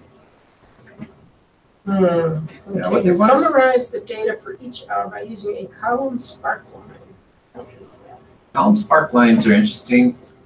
And if you go to your first cell, they're like C4, Mhm. and then the insert tab at the top, way over past the center, is going to be a section called spark lines. There's actually 3 kinds of spark lines: line and column and win and loss. You want a column spark line. And what these are is basically a mini graph. I'm on the insert tab, I'm looking for spark And lines. there's the spark line section. Oh. So we want to do a column spark line. Okay. And wants a data range and knows that we've said C4 is a good place for that thing. So what I'm going to do for data range is just paint down everything in that first column there, down to the end of the month. So C5 through C35.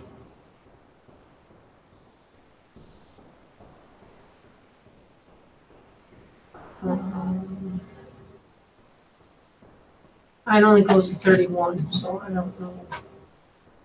C31. Well, it's row 35 though. Okay. So on C5 to C35. You can actually, some of my You're students. calling it C, but it's really, this is C. This is C, that's what I thought. Yeah, so I'm going C5 to C35. But you're highlighting on this column. I'm highlighting column C from C5 to C35. I did that on those 31, but okay, it's 35 over here. Yeah, the row number is 35, the date is Okay. 31st. And if we click OK now, go back up and look at it, it creates this little mini graph, which really we got too Reference much. for the location or data range is not valid, so let me back out and do this again. Something didn't take. C5 to 30. Actually, you probably need to go to the cell that you want this in first. Let's see. Click on that. Location range. Okay, so you want it in C4 for the location range. It's that new empty cell we set up here. And okay. And we got that little teeny mini graph. Is that what we want? Oh, okay. And by the way, now that we've got a Sparkline, we've also got a new tab at the top that's Sparkline Tools. We can change colors. Okay, We could change to a line graph right here. okay. And again, line graphs kind of interesting, but there's so much information there. To me, this is Okay. kind of much ado about nothing. There's sometimes when little spark lines I think are handy. Now, similar to what we can do with other things, we can actually grab the bottom corner with the black plus bar and drag it across. Mhm. I think they asked us to do that. And it'll carry that on across and make Yeah. little charts for each one of them. Sure. Um, If I had to read them in real life, that would be like, huh? All right. They actually do want us to change the style on it. So right Yeah, now, okay. I skipped that, but colorful number 4. And All right, wait. there's a pull down on those styles. There's a whole bunch of them in here. As you hover over it, it'll show you what it is. And I happen to remember that actually that light green one in the bottom row is colorful number 4.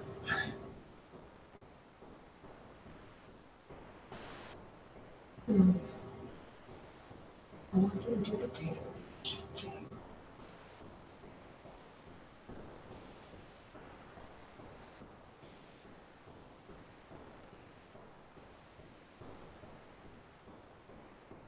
So you want me to change the color? Yeah, so we changed it. It's actually dark green sparkline style, colorful number 4 for its full title. It's to do the pull down on the different styles. It's in the 6th row of stuff. So I'm gone wrong here. I don't know how. I tried to select it all and I ended up moving this guy over here. Okay, this is where undo comes in. I would do undo. Oh, you get it. All right, what I want to do, I just wanted to select all of that. Now And, you got the Sparkline tools up here. mhm. Click on that. And the pull down on this, they've got various styles. So do the, well, when you see this whole thing, actually that light green one is the one that's that style. They want us to do one more thing. Oh, this is kind of interesting too. In the Sparkline tools, we can highlight first and last points, high and low points. A lot of different things we do. They want us to do the first and last point, which is just two little check boxes. And what it did, in this case, since we got a column graph, it just made the first and last points a different color. It keeps dropping my range, my selects or whatever, so now I have to keep starting all over again. Oh. But basically, you're trying to get us to change the what on the Sparkline here. Can I just highlight all that? Well, actually, I think you need to create one, and then you can do more than one. So what I did, once I had copied it over and everything, Mm-hmm. there's these little check boxes way up here. So I just did first point, last point, and you can see it made them just a slight, a Okay. yellowish color to make them stand out. All right. If you do a high point and low point, sometimes I think that might be more handy. Well, low point on this one wouldn't even show up. It's so small. Okay. And then Sparkline colors. Yellow still. All right. Okay. Everything it's changed to yellow, so I've obviously done shoot it around. Sparkline.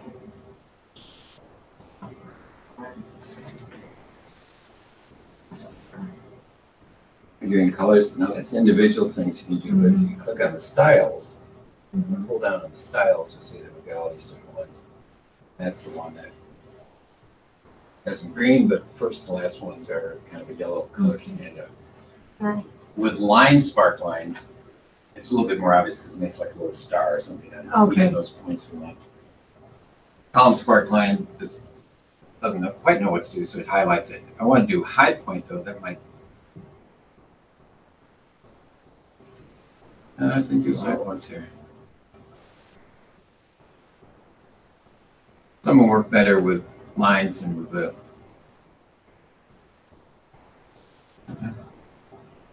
Oh, I see. It's not really showing it. If I used a different style, it would show it better. So I just changed styles and it showed that in this particular style, first point is blue, the last light blue, the last point's red, the high point is light green, which we can kind of see anyway. The high points in there kind of stand out. I didn't do the low points because the low points are so small we wouldn't even be able to really read it. Whatever this low point is here is really low. I don't know what that is. Kind of handy. Yeah. Then I didn't use those too much. I can't even imagine why you'd use them. Now they want us to go to the March-April worksheet. All right. Column P. Summarize the data by using a line Sparkline. So we're going to do something similar, but this time we're going to be taking the information in a row. So the first row. So yeah, I'm starting out in what, P4. Mm-hmm. And I'm going to click on Line Sparkline under the Insert tab. And then choose the range. And I'm a painter, so I'm just going to paint up the range. So notice the location is going to be P4. And my data range is C4 to 04.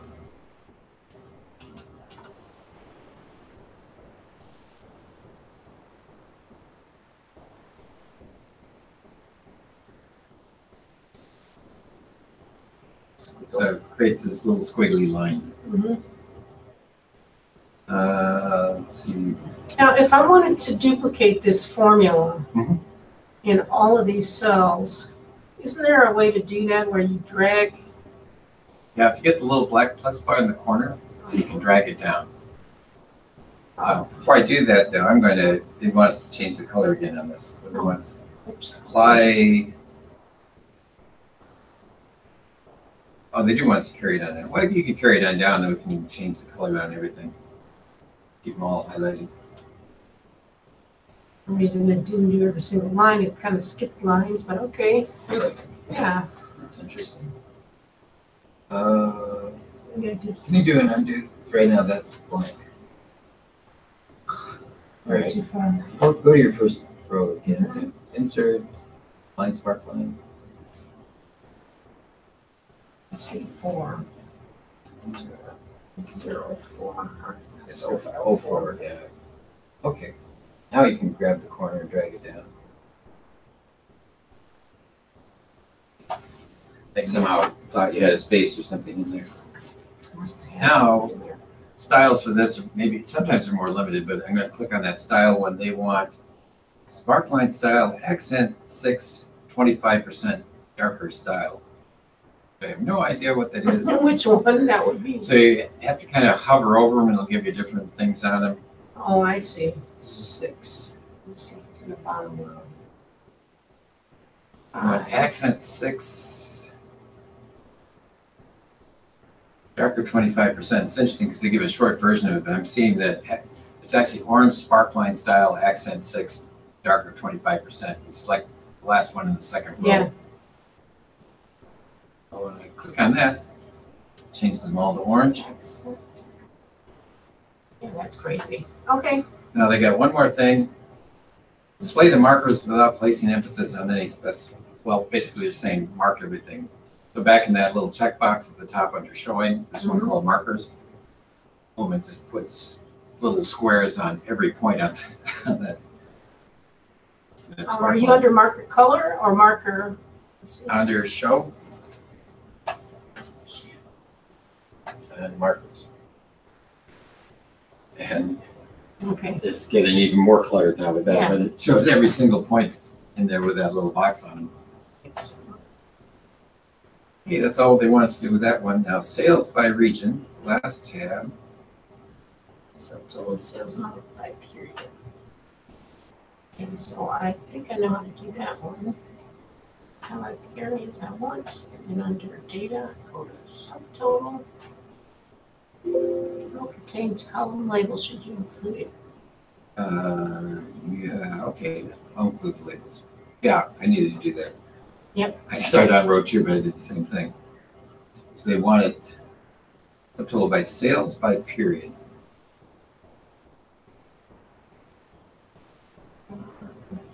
By period. Period is fall, spring, summer, Yep. so forth.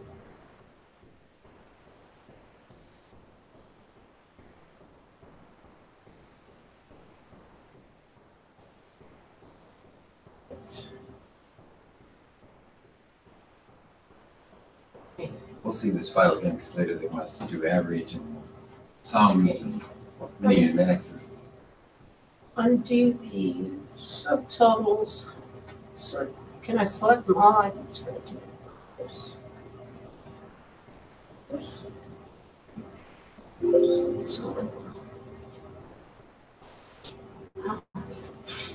Yeah. Can we do There's this no one? way to shortcut do that. I have to do this one at a we have time. to select everything. And undo subtotals. Oh, okay. Basically, I'm just going to edit it, though. I'm not going to stop using it because they wanted subtotal to display the average sales. So right now we have the sum. I'm just going to change that function to average. And they wanted it by region and not by period. So the first line I'm going to actually change to region. And we want subtotal with sales. But I've done this right. I didn't do it right. I do this pretty often where I end up getting individual averages, which isn't what I want. So let me try again.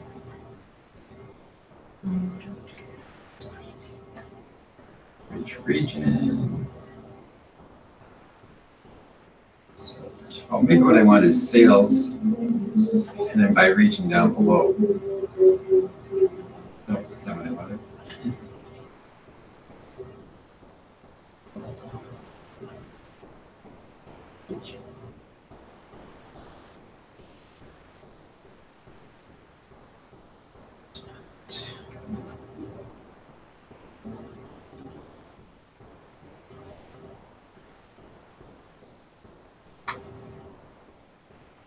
It's not giving me totals.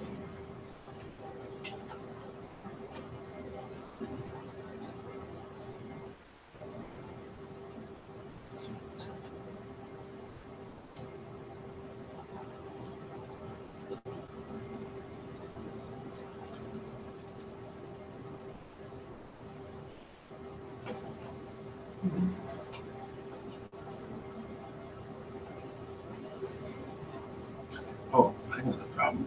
I'm gonna clear this all out. So the problem is, right now, we're sorted by period. Remember in the video, we said we have to be sorting by the column we want to work with. So region is not out, it's out of order right now. It's northeast, northwest. I'm actually gonna sort, I'm just gonna highlight the range of things there. And sort that A to Z.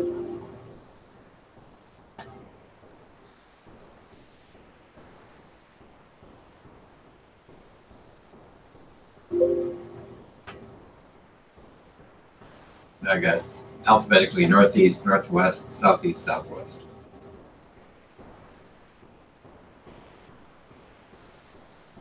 Now I could get this to work the way they're asking us to. I got a subtotal, sales by region, or an average. Oops, that's not quite right. I got some, I have them sorted by region. It's just hard to read because I would like to have that split in there between the different regions. I'm not getting it. So I got northeast, northwest, southeast, southwest. I got the totals, but I don't have it displayed in a Yeah, logical and I way. did it kind of like that too, but then I redid it again. So we go in there, just click on one cell, because right now I think you want just that bottom part. And click on the subtotal again.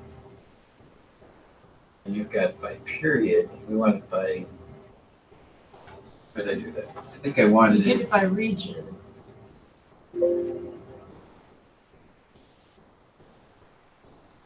actually, yeah, at the top, we want to change it by region. Then want an average in the middle, and then the subtotal will be under sales. Okay, I'm way off. Region, average, sales, okay. Okay, Okay, now reform. yeah, Reset it that way. okay. Oh, that was a crazy one. And I think that's all they want us to do with this one. So I think we're good for now. So I'm going to go ahead and close this guy and not save it. Important not to save these, because if we Yeah. save these, That's gonna mess up the next student. yeah, next student will come in and, hey, it's already What the answered. Hey, that's great, thank you. I got it, I'm done.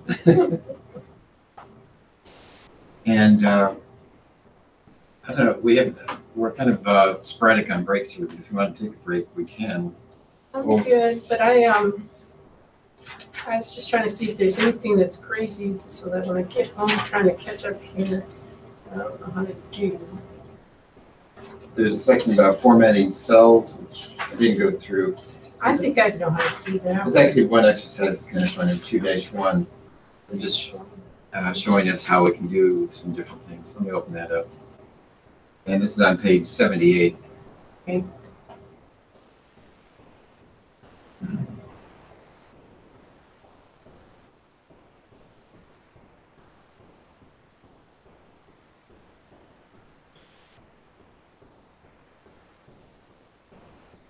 The first part of this for added by constraints is just kind of rearranging things, showing how we could copy this top part just by, and paste it just by formulas, by cells, or by I'll show you real quick. I don't think this one's really that difficult. Save special just by numbers, so it's just numbers, or save special by formulas. And it's hard to see the difference, but here, if I look on this 800,000, it's just a number, but if I go down here to this one, it's part of a formula that's multiplying these two cells together. If I do it again by format, I just want to show us we do a lot of different things like this. If I do it by format, which is the paintbrush, all I get is this nice box and great total line. So to me, there's And then they had us rearrange some things up there, which I think that's kind of simple. But priceless, this is the one I kind of like.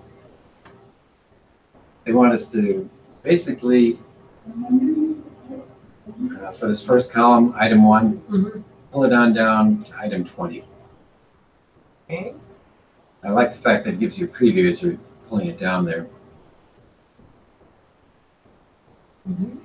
Column 2 is interesting. With my granddaughter, who helped her with math yesterday, and she's dealing with tens. So if you have 5 tens and 2 tens, what is that?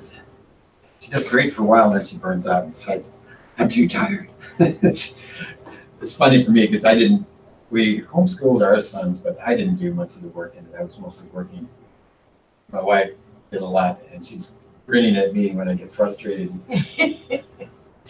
Now you know what I went through. Yeah. Now, if we try to take the quantity and pull it down, we'll just get a bunch of tens. So that's not going to work. So what I typically do is I put one number in that sequence in the next line. So I've got 10 and 20. Now, if I pull it down, it goes on up to 200. Okay. And the price one, they wanted us to go down by 5 cents at a time. And if I pull it down with just the $3, it won't work too well. But if I put in $2.95, the second row. And Mine is just repeating the 20. Let's see, what did I do? So, if you, when I put 20 in there, then I highlighted both the 10 and 20 cells before I did the pull down. Then it knows what kind of sequence I want. Pretty good at guessing that.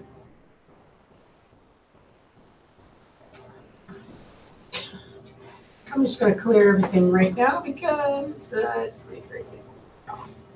So I'm just going to do 10, and then I'm going to do 20. Okay. And then I'm going to go back to here. Highlight both. Whoops. That's right. That was a move there you were making. Get in the center, just open space and highlight both of them. Oh, no. You don't want the pull handle yet. This is where I like the undo buttons. Undo it. So create your 20 again. And go ahead and enter. So it takes it. Now highlight both 10 and 20. Go for the pull handle. Okay. There you go. All right. So having 2 cells with a pattern, then it can guess what we're trying to do. Third So column. now it's 295. So yeah, once you get 295 in there, formatting doesn't look quite right. I changed mine to dollars, but it doesn't really matter. So I pulled the 2 cells down, it goes down to 205.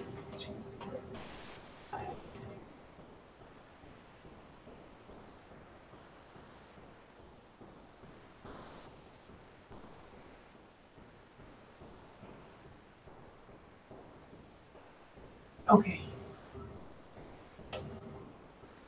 Right. And what else do they want us to do? They want us to do one more thing. Copy the background and font formatting from cell A1 down this column. So where it says item right now, it's blue background. So it wants to copy that formatting. So I right click copy, and then I'm highlighting the range. And I'm going to do a right click special paste, just the formatting, which is like the paintbrush. And then because we don't need A1 anymore, they want us to just delete A1. Now we got item 1, 2, 3, 4 going down there, so we don't need it saying item at the top. Which paste option did you go to? Which paste option did you go to? 5? Well, I did copy first, and then I highlighted the range I wanted to use. Not pull down. I want to paint over the range. Now you got everything, including that. Okay. Copy. Back to copy again. We just want the first cell to copy though. So it's escape. Is it going to copy? No, it's highlighted. Okay. And start on item 1 in the middle. You're not pulling it down. You need to reselect copy on that first one. Now point to item 1. Point down there, and now just paint down the range. Now point down. Just go down, yeah. And right click, And there's all these different options, but the one with the paintbrush is the one that does formatting. If you hover over these, it'll show you what they are. Okay. And then they just had us delete A1 because we don't need the word item anymore. Basically, I'm just getting to this, right, these two. So centering it and putting it towards the bottom of the box. Well, we didn't do anything with those. We could. That's That's not the a line. format. What format, where did we grab the format from? Well, we grabbed it from A1. Actually, there's another way to do it too. This, Uh-huh. let me undo mine a bit here. This one I didn't use too much. If I click on item, Mm-hmm, right above it is this little paintbrush. mm-hmm. Click on that, turns my cursor into a pointer and that, Mm-hmm. and it'll actually do the formatting of whatever I had in that first cell. Okay.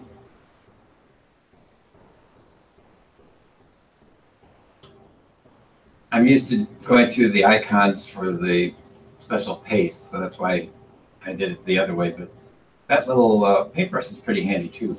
You can carry whatever format it is you want to in other cells. Like I say, I'm used to right-clicking and then covering that range I want to add to it and using the little paintbrush in there. A couple different ways to get there, of course.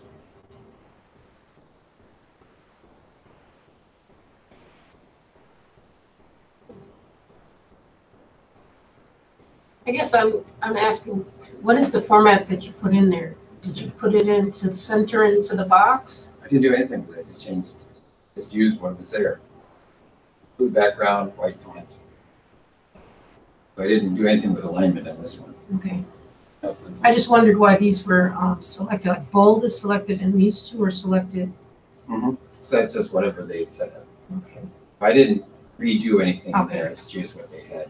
Okay. Interesting. Hmm. I didn't ask us to do this with this one, but what I want to do is show fast fill, which is one of the new things. So I'm going to column D to that first item one. Mhm. And what's today's date? 10/30. Mhm. In October 30th. I'm highlighting it again. I'm going to get that black plus bar. But rather than dragging it down, Uh-huh.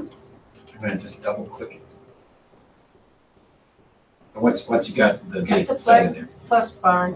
Now double click it. Mhm. Oh, And it carries it on down. Figured I wanted to go net one day. lovely. So that's fast fill. It's one of the fast fills. There's a couple of fast fill things, but I really like that because that one, especially when we got Million pages. yeah. Right. 3,000 lines or something, you can do something like that. My brain hurts. I know they've got that somewhere in our, talking about it in our book, but I thought since Mm-hmm. kind of jumping around a little bit, I'd show you that one. And I think that's it for this practice. It's funny, they got these extra 2 tabs in here which have nothing to do with this file. Okay. Duty, roster, and term schedule. I Term think they forgot that they weren't going to use them on this one. So that's a little bit. Here's something, objective 1.5, insert macro enabled workbook. So how do we insert What a page work is that? that is on page 63, 1.5? Okay, let me close this one. Save. By the way, if you do file close, it keeps you in the same place so that when you do file open browse, it'll take you, well, mine didn't. Sometimes it takes you right back into that folder that you're already in. Oh, this is objective 1-5A, is it? Yeah. 5. Must be 1.5A, okay. Okay, so it's a file of bushes and flowers and things, Mhm. and the name Sales of by category, configure the page setup options to print the worksheet grid lines, know how to do that, print preview, check your settings, save the workbook, compare the 2 workbooks, enable macros. What macros do we? Okay, so actually, we don't really need 1-5 for this. We can let it sit there for a bit, but we're going to open up 1-5B.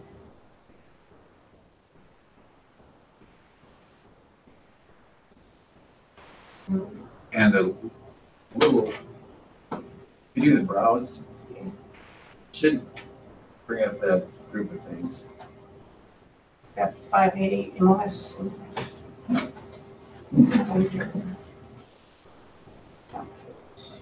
Oh, we don't have any.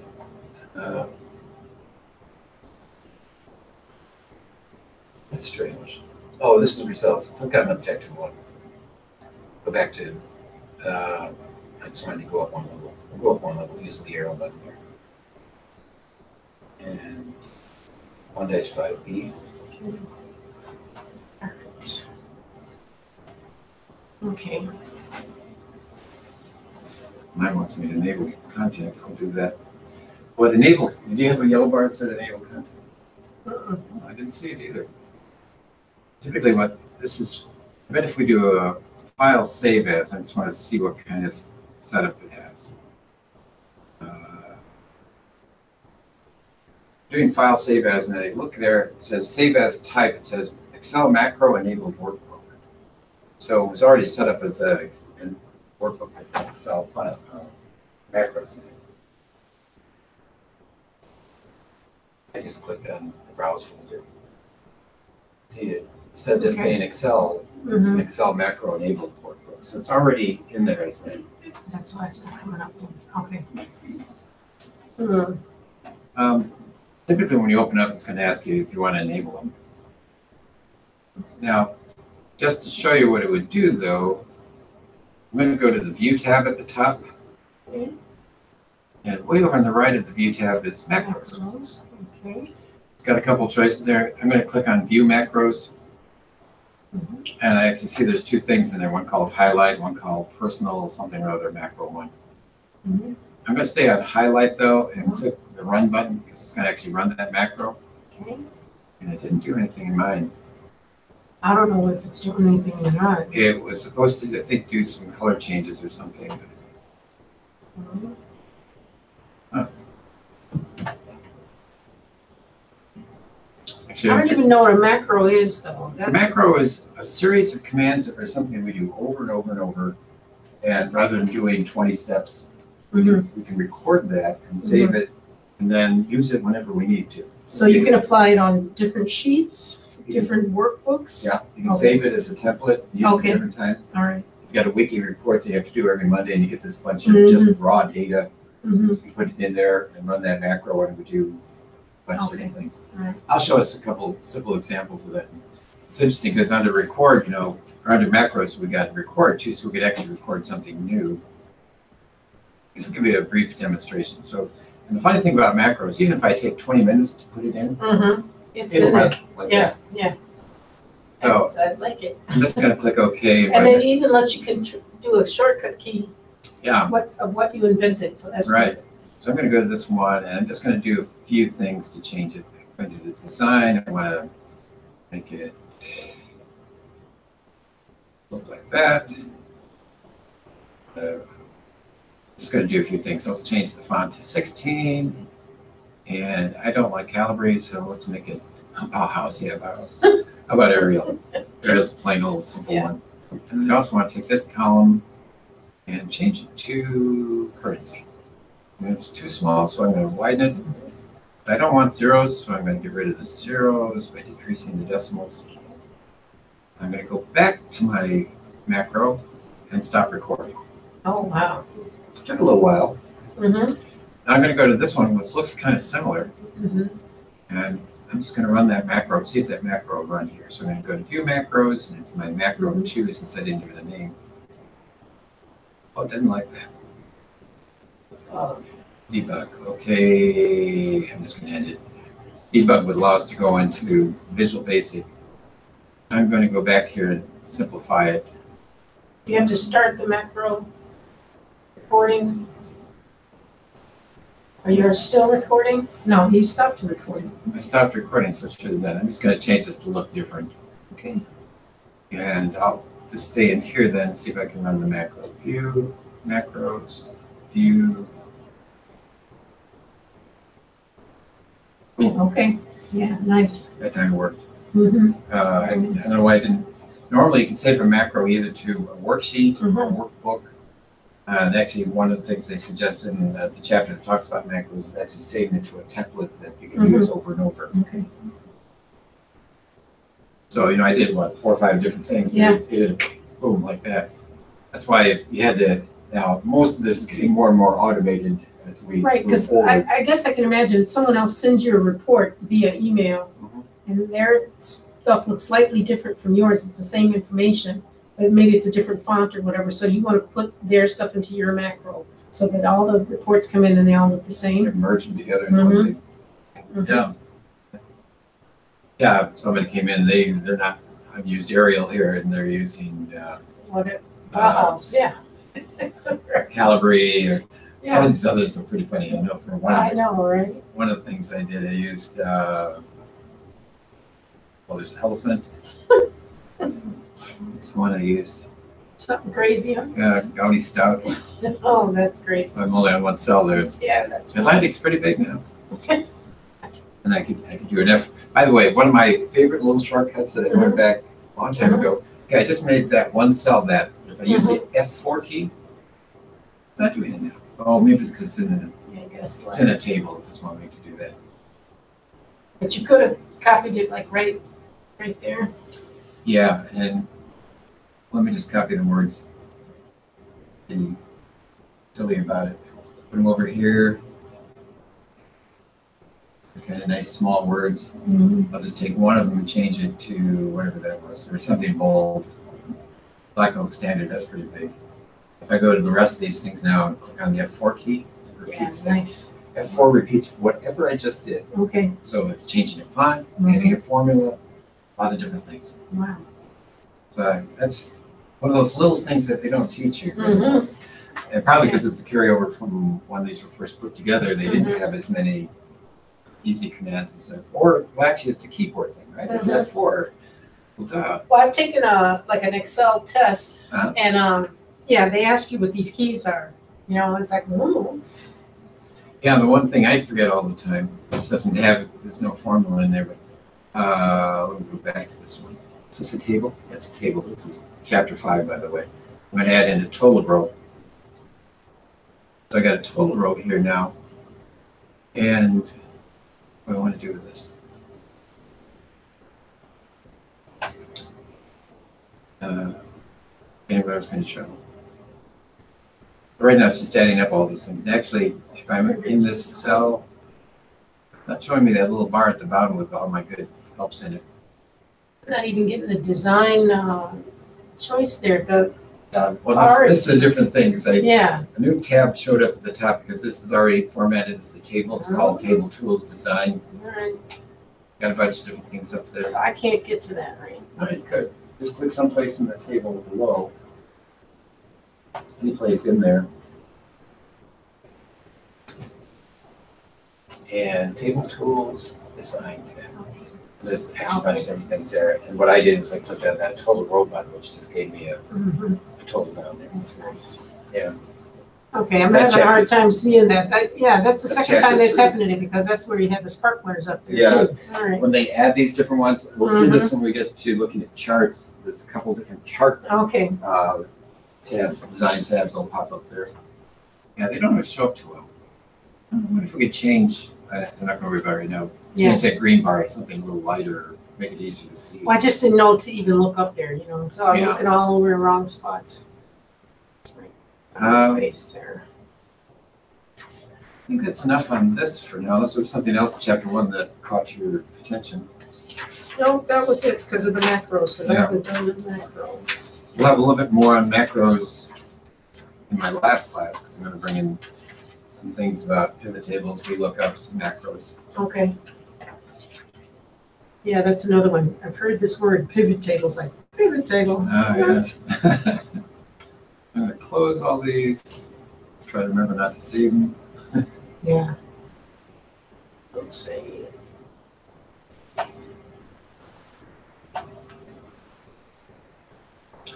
Okay, now we're going to jump into geometrics. Should I just go off of here or should I go into Google and then go to Gmail? No, you can use the icon there. That's why Okay. you got the shortcut there. Okay. Yeah, runs so perfect. Skills management system.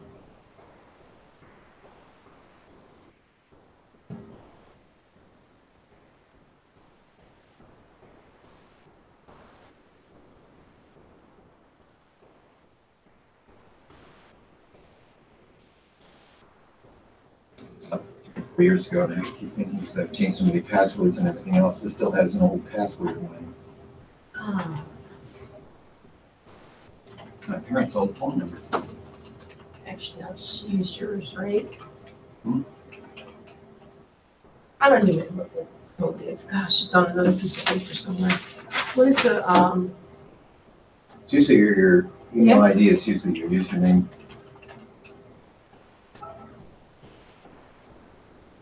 and the password is the, It's whatever you set up last week. I gotta go. Because I don't. That's why I emphasize keeping it simple. It's easy to remember. I probably use the same one I always use. Well, that's fine. Or not. No, that's not it.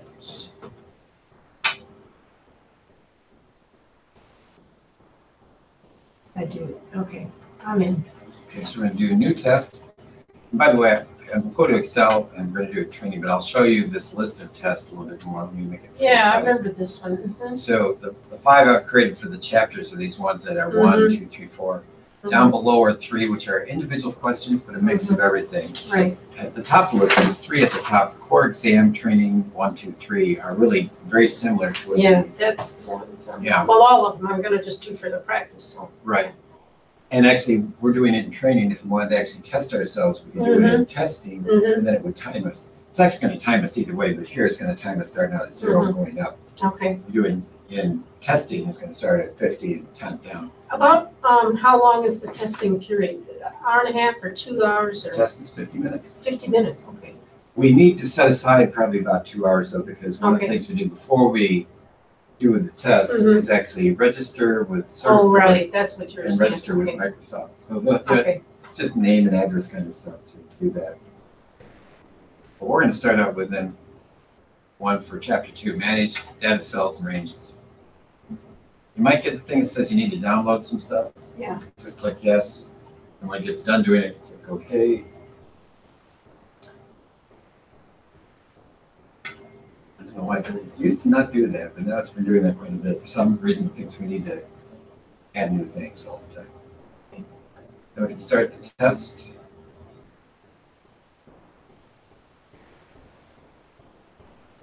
If it doesn't make it full screen, you probably want to make it full screen, but I think. Okay, I did. Using the autofill to extend the series starting in A4, do the dates. And by the way, we could drag it down. This is where we could do that double click too on January or June 1st. so I should not type in June 2nd, I should just drag the. You just drag it down because dates, days of the week, months, Excel knows exactly what to do with it. And in this case, I did the double click, so it carried it on down, but it stopped when it got to a word or total. So I knew, well, that's not a number, that's something else. So it stopped right there. Okay, If we're good, we can click next. Checkbox. And continue.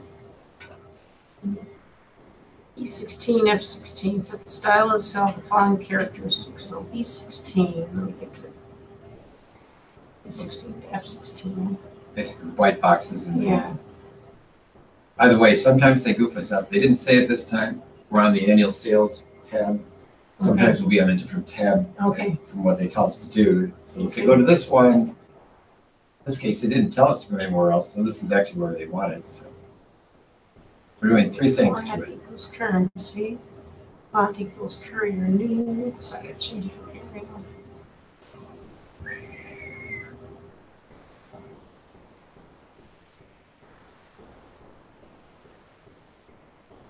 Oh, it's yellow. Okay. That's this one. Maybe you want me to actually select the word currency. Actually, it's easy. It's already selected. I'll reselect it again. Fonts, carrier new. Do you highlight all the cells you need? Yeah, that whole first row. No, it's B6, B16, F16. So basically, it's this total row down here. Just the row 16. B16 to F16. I'm sorry, B16, B16 F16. here on 15. Yeah, just this white row basically. Okay, That's what it wants to do. that's what it was. Three things. It's hard to see because there's nothing in there.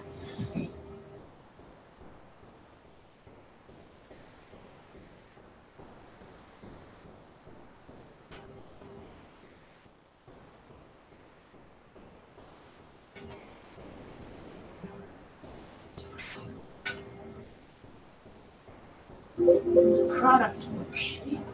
Change the format of numbers since 8. 833. So that no decimal places are shown.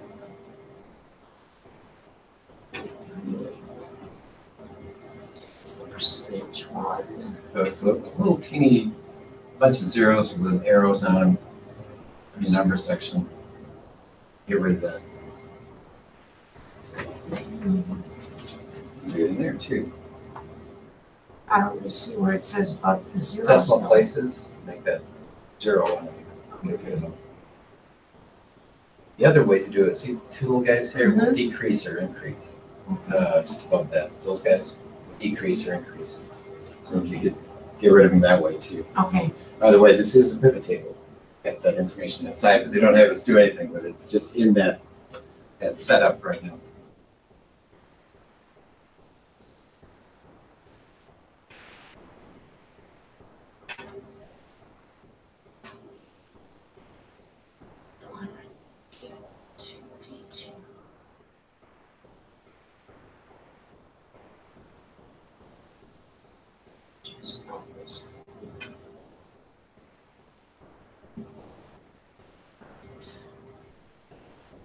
So it's a two-part one. They're having us merge that row 2 and then line the title to the right side.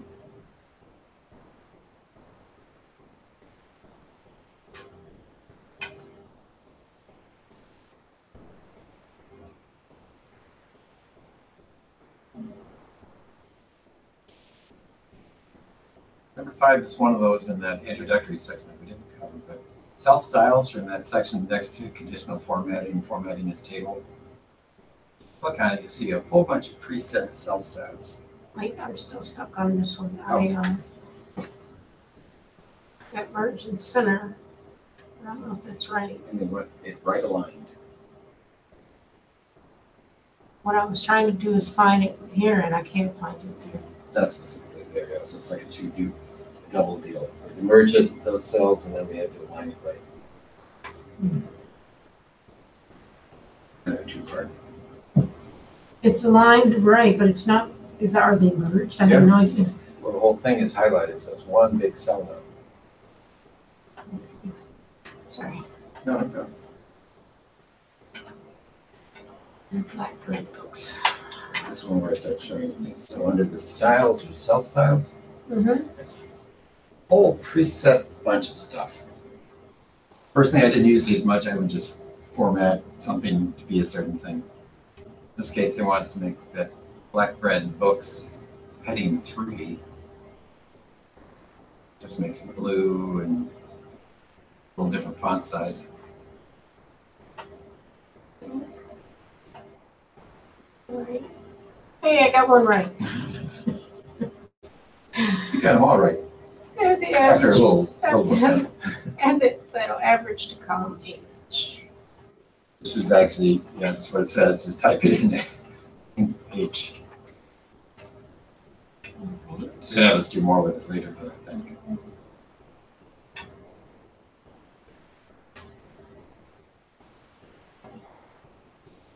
H4.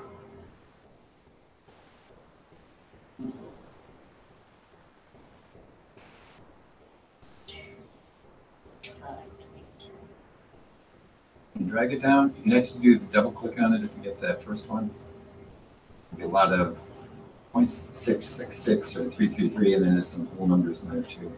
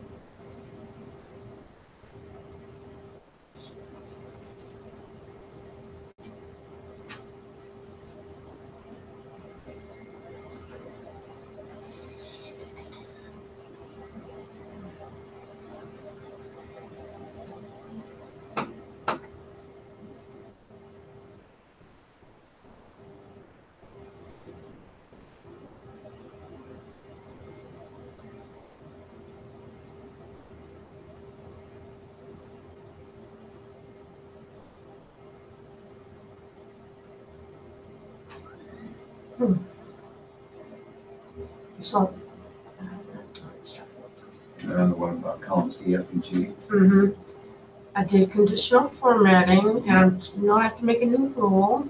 Actually, no. You don't? You want to just highlight everything that's equal to 5. So your conditional formatting, highlight the first one, first on the list. Equals to 5.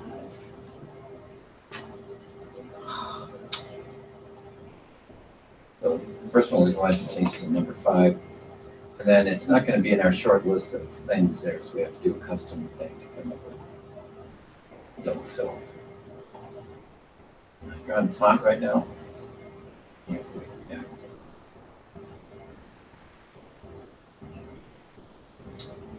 Okay.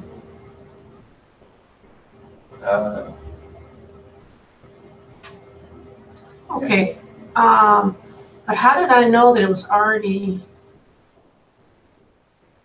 How did I thought I had to make a new rule. How did I know that it was already? Values. Cells with a value equal to, I guess. I'm gonna reset it. Getting more familiar with those different commands, like highlight cells. F and G.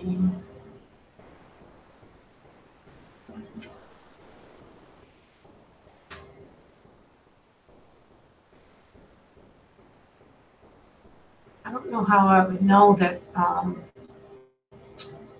this isn't some sort of special. Did it say to create a special rule? No. Probably not. It doesn't say to do something like that. Okay.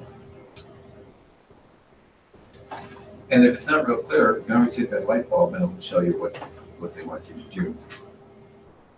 Every once in a while, the instructions are a little bit kind of fuzzy.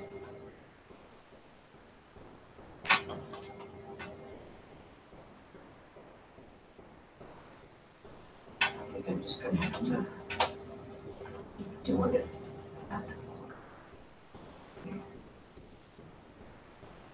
Okay.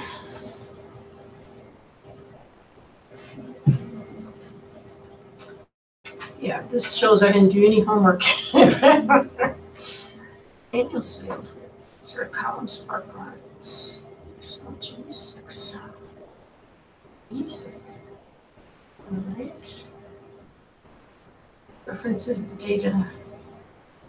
E6. E6.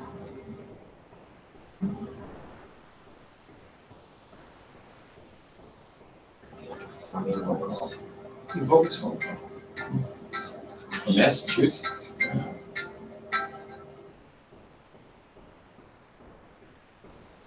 Not to mention it here, I read an article that was talking about how by 2020, half our calls will be spam calls. Mine already are like that. Yeah, I'm hoping by 2020 the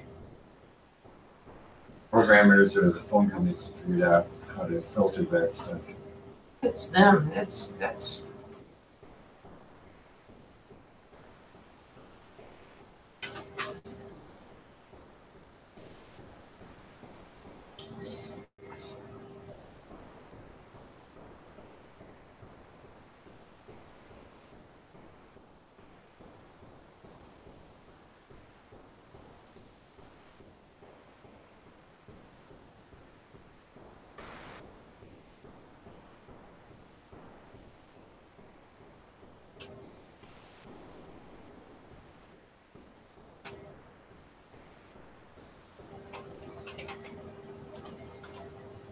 Actually, leave a message.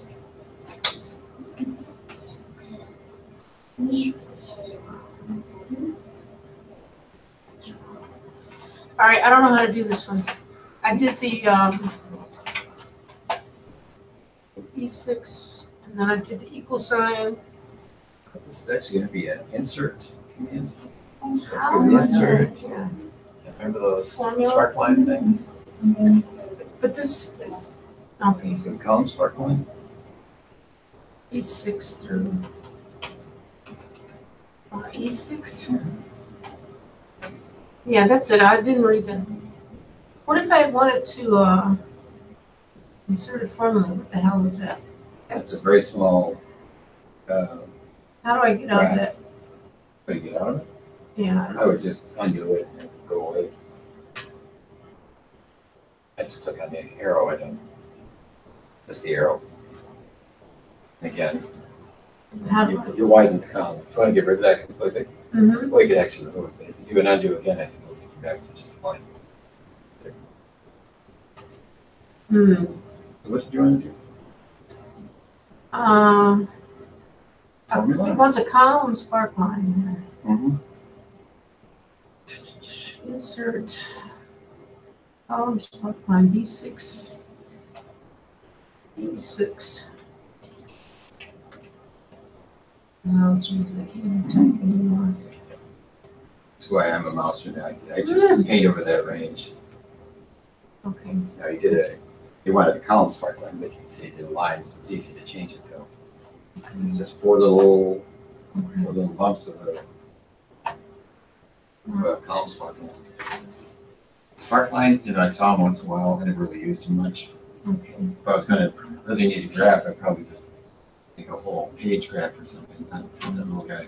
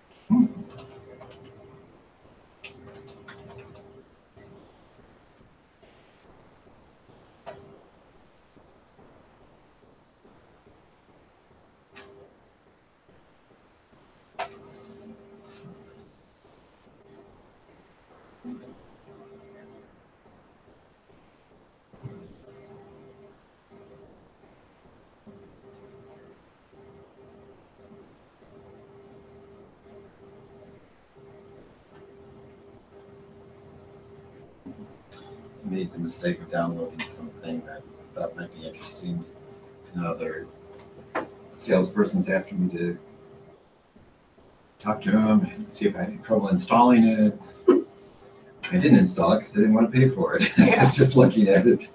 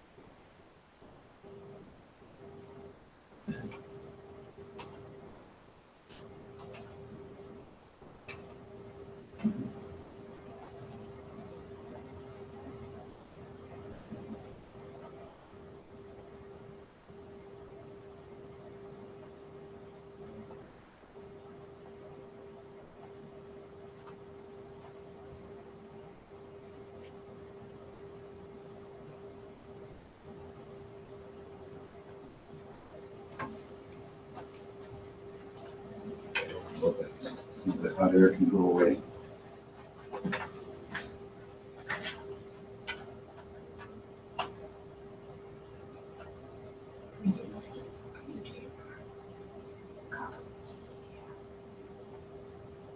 Next, just highlight the column itself at the very top. I won't do anything with the other titles and things.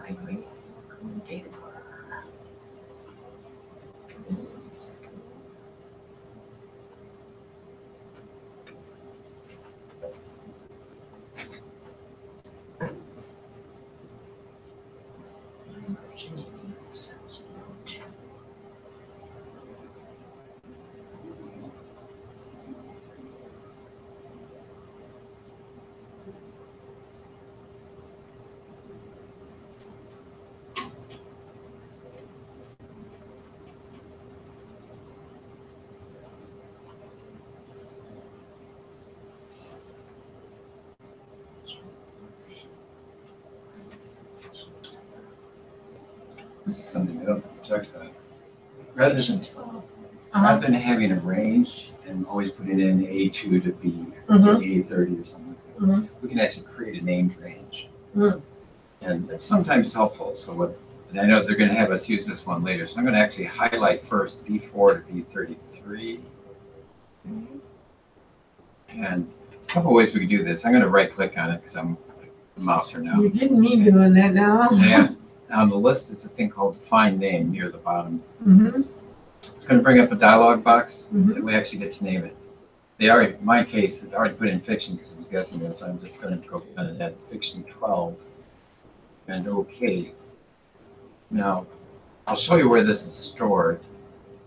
The Formulas tab at the top, there's a section called Name, Define Names, Name Manager. We're going to go on here too and define the name there. Name Manager will have the list of whatever ranges we've named. Okay. So I just see it there. If I wanted to do a formula, like I could do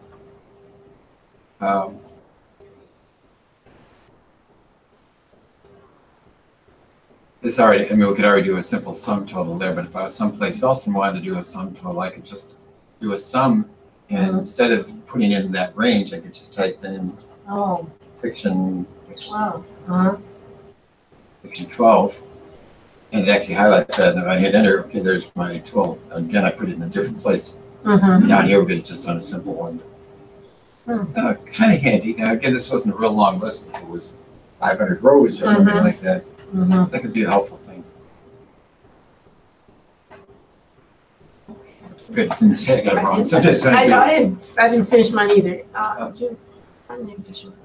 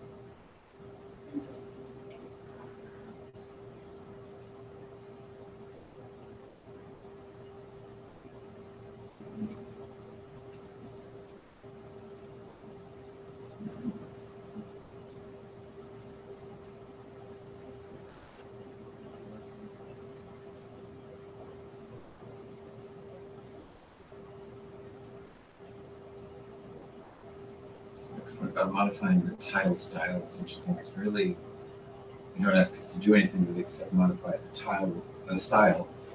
So under the style section at the top, on the far right, cell styles. What we're actually going to do is where it says title, I'm right clicking on it. Mm-hmm. I'm going to modify it. Basically, all I'm doing is changing the font size to 20 points. Mm-hmm.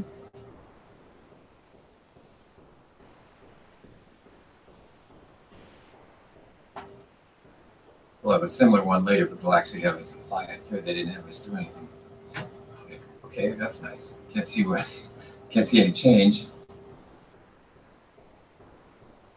I mean, yeah, because I don't see anything. Yeah, because they didn't actually have us use it anywhere. Yeah. Later they'll have us modify the style and then apply it to the title. The first thing at the top.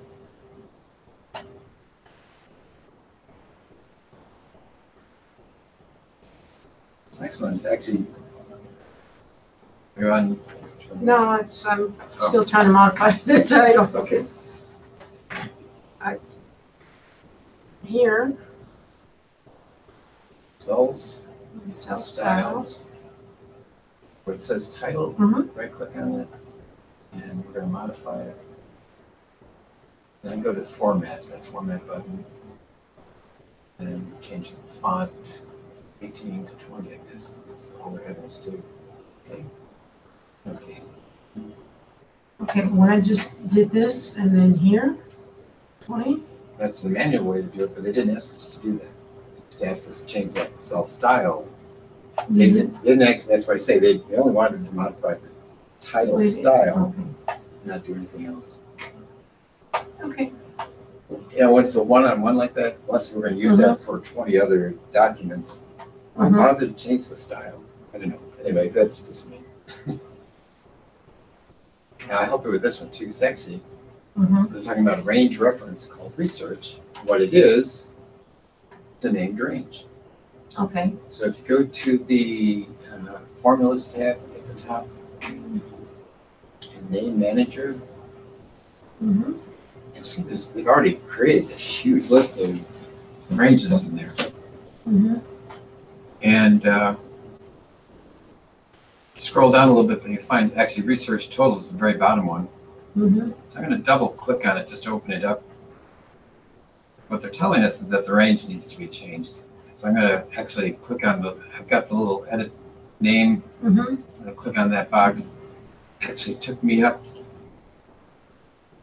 Oh, originally I think it was covering research. I think originally it was something like this, the whole box of stuff up there. Research names and everything, but they just wanted to be referring just to the research type. So basically all they want is A5 to A8. They didn't want all the numbers and the other columns and stuff in it. So I click on my button again, it takes it back to the edit thing, and I'm going to just click OK. Now if I open it up and click on that button, it's just going to highlight the fact, okay, this is all we want to have in there. It's a little confusing at first trying to understand what they wanted, but I've done it a few Yeah, because times. I don't see anything that says A5 to 4. I don't see anything that asks me to do that. Okay, click on research again, open it up, name manager, and research. Double click on it, yes. And then right now down at the bottom there's Refers to. click on that, you can see the dotted lines going around this whole great big thing. What they want us to change it to is just these 4 items here. The research, so A was an A4 to A 10 or something. What I did was I just painted over that range to reset it. Just those first 4. Yeah, just like that. Now it's A5 to A8. Click on the little button there next to it. This one? Yeah. Back to this, I just said OK. And close. Now if we went back to look at it, we just have that range. I guess what I'm saying, box. I had no idea in reading this that that's all they wanted. And that's where it's kind of funny because we haven't had much about defined names. There. This is where that light bulb could help. So if you click on the light bulb, it will kind of walk you through, here's what to do. Okay, And it'll give you the specific things. okay. So when you run into one that, I've never heard of this, I've never read about it, Mm-hmm, or okay, yeah, it's good. okay. And I know some of my students, what they've done is they've gone through these tests maybe 3 times. First time, Yeah, I light think bulb, I'm gonna light be bulb, doing light that. bulb. I think Second I'm gonna be time, doing it. Not so like- many light bulbs, Yeah. yeah, And the third time, they're cruising. right. Begun to understand it. That's what I'm saying, this shows I didn't do any homework, so, okay. Budget plan chart, worksheet, insert the items from the chart into the budget row of the table below.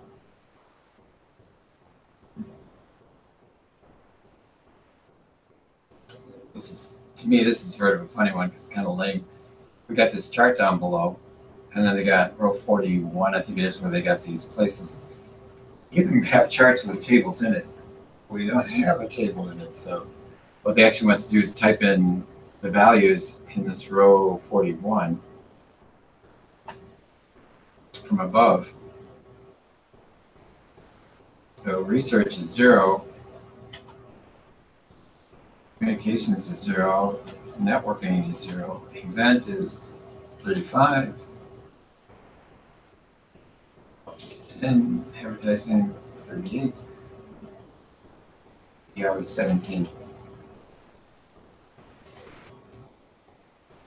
Kind of a funny exercise because basically that little table at the bottom is totally separate from the chart above it. Just duplicating information there.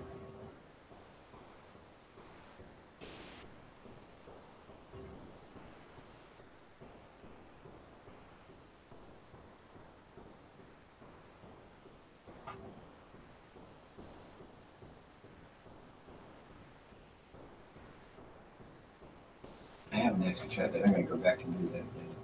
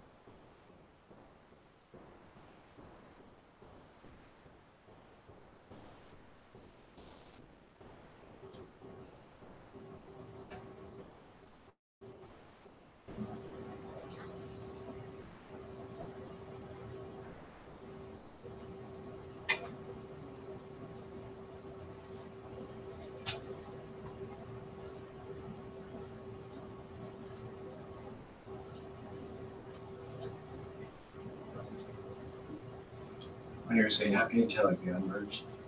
Or which one you got? I was just thinking about this one here. Once I unmerge this thing, I can actually click on any individual cell, even though it overlaps.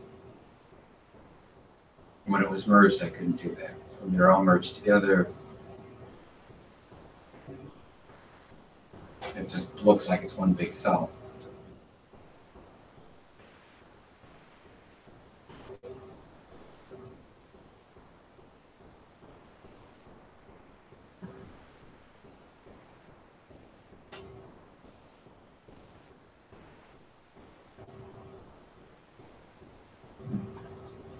I'm stuck here. I did the light bulb as well, and can't I just drag these down into the row?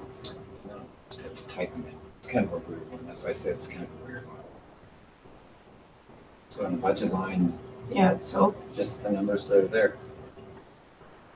I don't, why did they have I that? know, that's why I said it's kind of a lame one. I wouldn't have figured that out. This is why I flunked, a test, because you can't read this, you don't really know what they want you to do. Mhm. It says insert the number 0. So these first 3 are 0. Research, communications, network, are zeros. And the other set numbers. I speak perfect English, actually, I do. Maybe this I really wasn't do. created by English people, I don't know. That's not, it totally wasn't. Some of these people are, I don't know, well, one of their offices is in Minnesota, so. Hey? You're speaking Nordic. Yeah, something they're or other. Scandinavian. I think it's Scandinavian. I would not have figured this out. I'm serious. That's why I kind of help with it, because To me, this is a lame one too. Now, you hadn't clicked out of that last cell, so you didn't know the 17 was good. Now you know what they're asking for. Okay. Okay. Oh, not 900. 0. 5 promotions. 10. Well, you have the patience of a saint, I gotta tell you. Relations 17. Now click outside the cell. No, or you hit enter too on the keyboard. It's done. Jeez Louise. Okay, unmerged cells, 8972.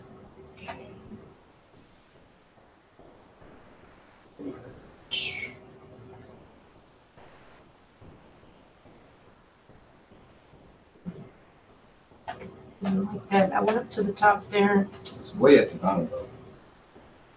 What cell range is it? 897. From row 97? Yeah, I did the wrong.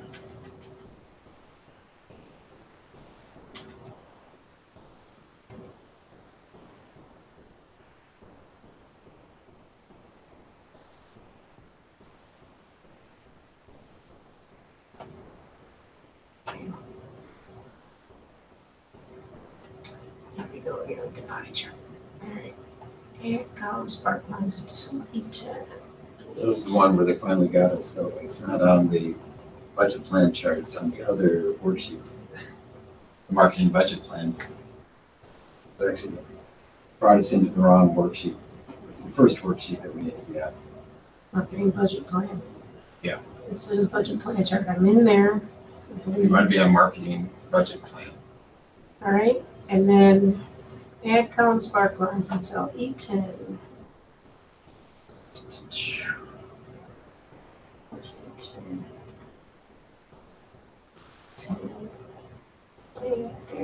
We actually have to do these one at a time. There's no quick way around. Yeah, because they're not contiguous here. Yeah.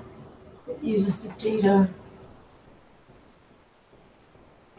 First go to spark lines here.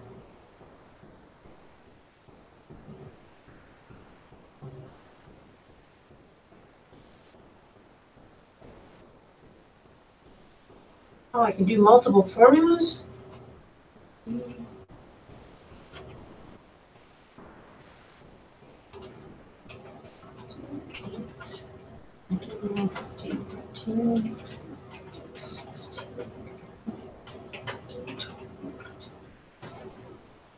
You do multiple formulas on which CMOS is different.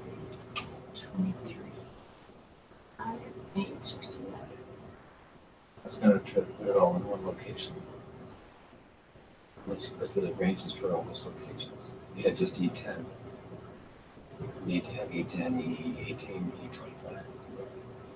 That works. Can I select them all at the same I time? don't know. Let's try again. Do what you did, but then worry. Okay, so I'm in E10, and then I'm putting in this data with the spark lines, with the data range with comma, D, 5, D, 8, D, 13, D, stop it, Not that. D, 16, and D, 21, and D, 23. Go down to location range. Mhm. How can you change that from D10 to D10, comma, D20, D18, and D25? 10, I don't know No. if it'll work. E10, Oh, E10, sorry. E18.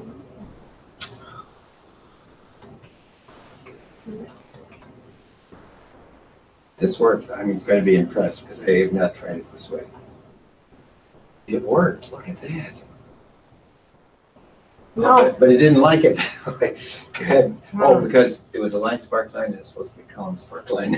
But that was the Is problem. that it? I think so. Gonna mention that, but Oh.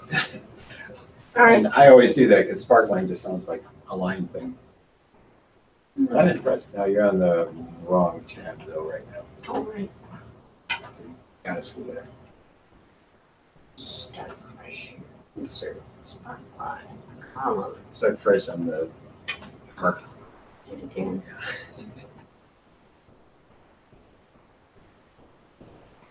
This thing. What is this here? What's it? Oh. Okay. Column spark lines. All right. Teeth. Oh, I'm impressed. I've never tried that. It looked like it worked pretty well.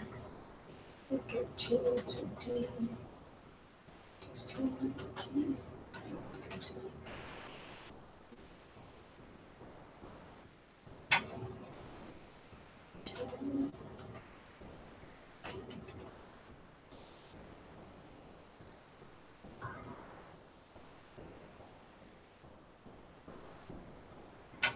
Huzzah. All right. That's something that would be totally useful. Income worksheet. Format painters.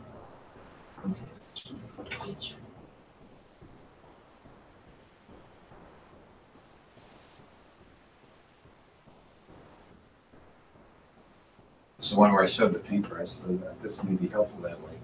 Basically, what we're starting out with is that one little cell range of G4 to H4, where it's got estimated the actual with the blue background, white Trying font, not to take the whole thing. I'm trying to take just like which is G4, H4. And actually what I discovered, when I click on the paintbrush, if I just click on it once, I can do it once. If I double click on it, then it allows me to do multiple paintings. So highlight those two cells, and then if you double click on the paintbrush, and basically they're asking us to paint over wherever it says estimate actuals. C5 to C5.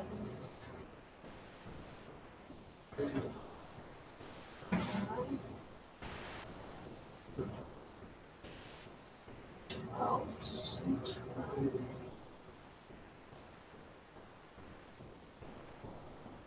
is I supposed to hit copy first or something? No. We could have done copy and done special paste, but Yeah. they're using that paintbrush for them to develop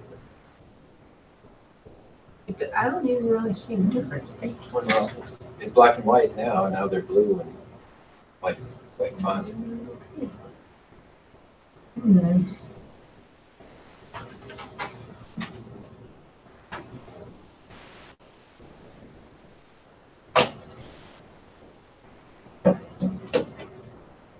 E-commerce format size, cell style currency.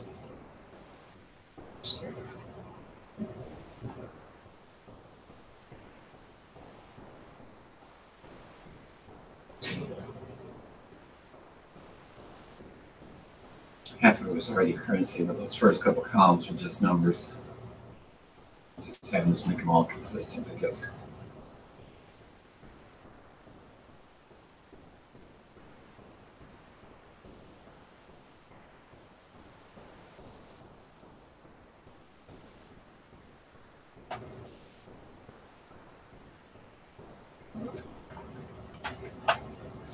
I do around here.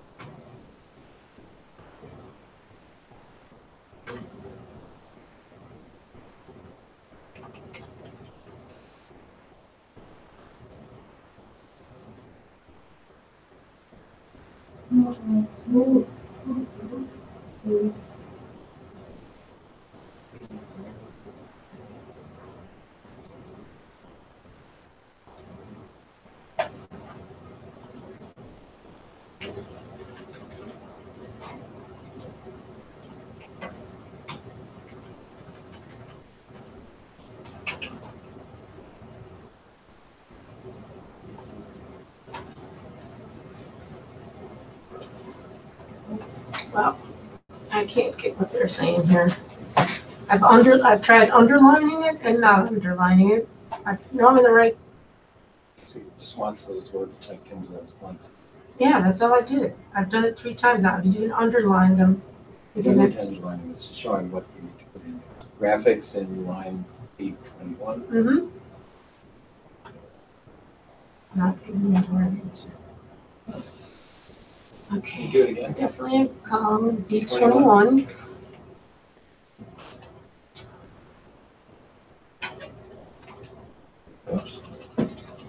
Well, you know, if this is too small, what you can do is zoom in a little bit.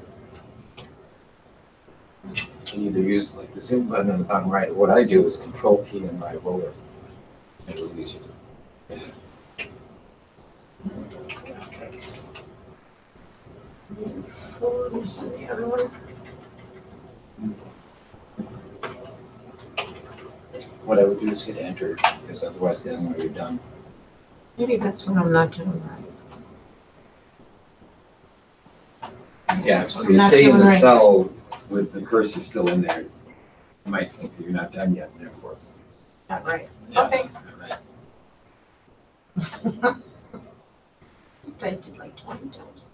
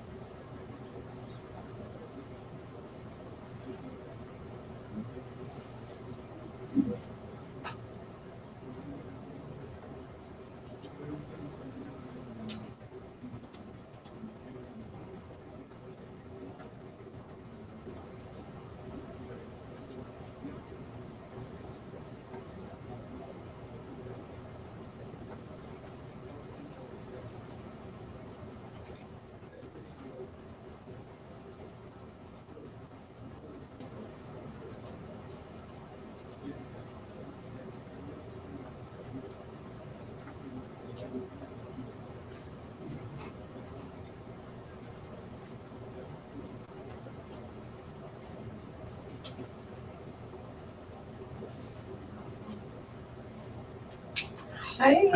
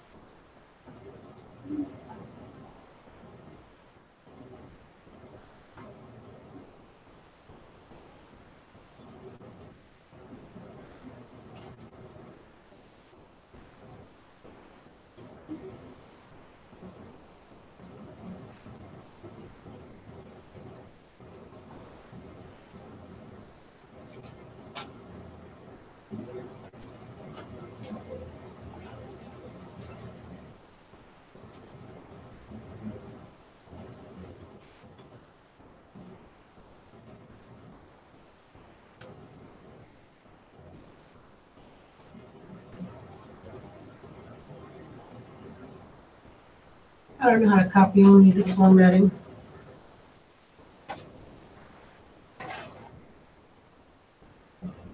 It's not under here. I usually just copy. Mhm. Mouse is right click copy. Mhm. And then the one you want to go to, so 2010 worksheet. And I would right click. And the paintbrush one, the fourth one there is actually the formatting one. One percent site. Crazy formatting. Got something else going on there, but we're looking at formulas, I guess. Is that the right? I don't know why you've got formulas in there. Maybe that was already in there. I'll hit next, see if it works. 'Cause, just say, yeah, no for that. And taking up a bunch of space. That's the one's going to ask you the same thing. I'm going to try this one because I can't remember how I got there with the paintbrush. Paintbrush would be a little more complex because we want to copy over a bunch of different things, not just. I also want to be on 2009 sales. Oops. Copy. And then I'm going to be on paste. Back to here. You want to go to the 2010 First line's fine. I would just right click, paste special, that one.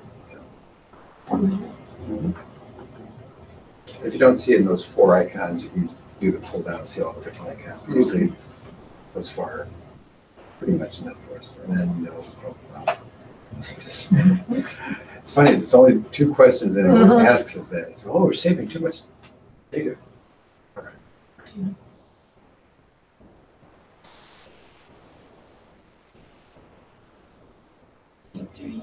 Eight.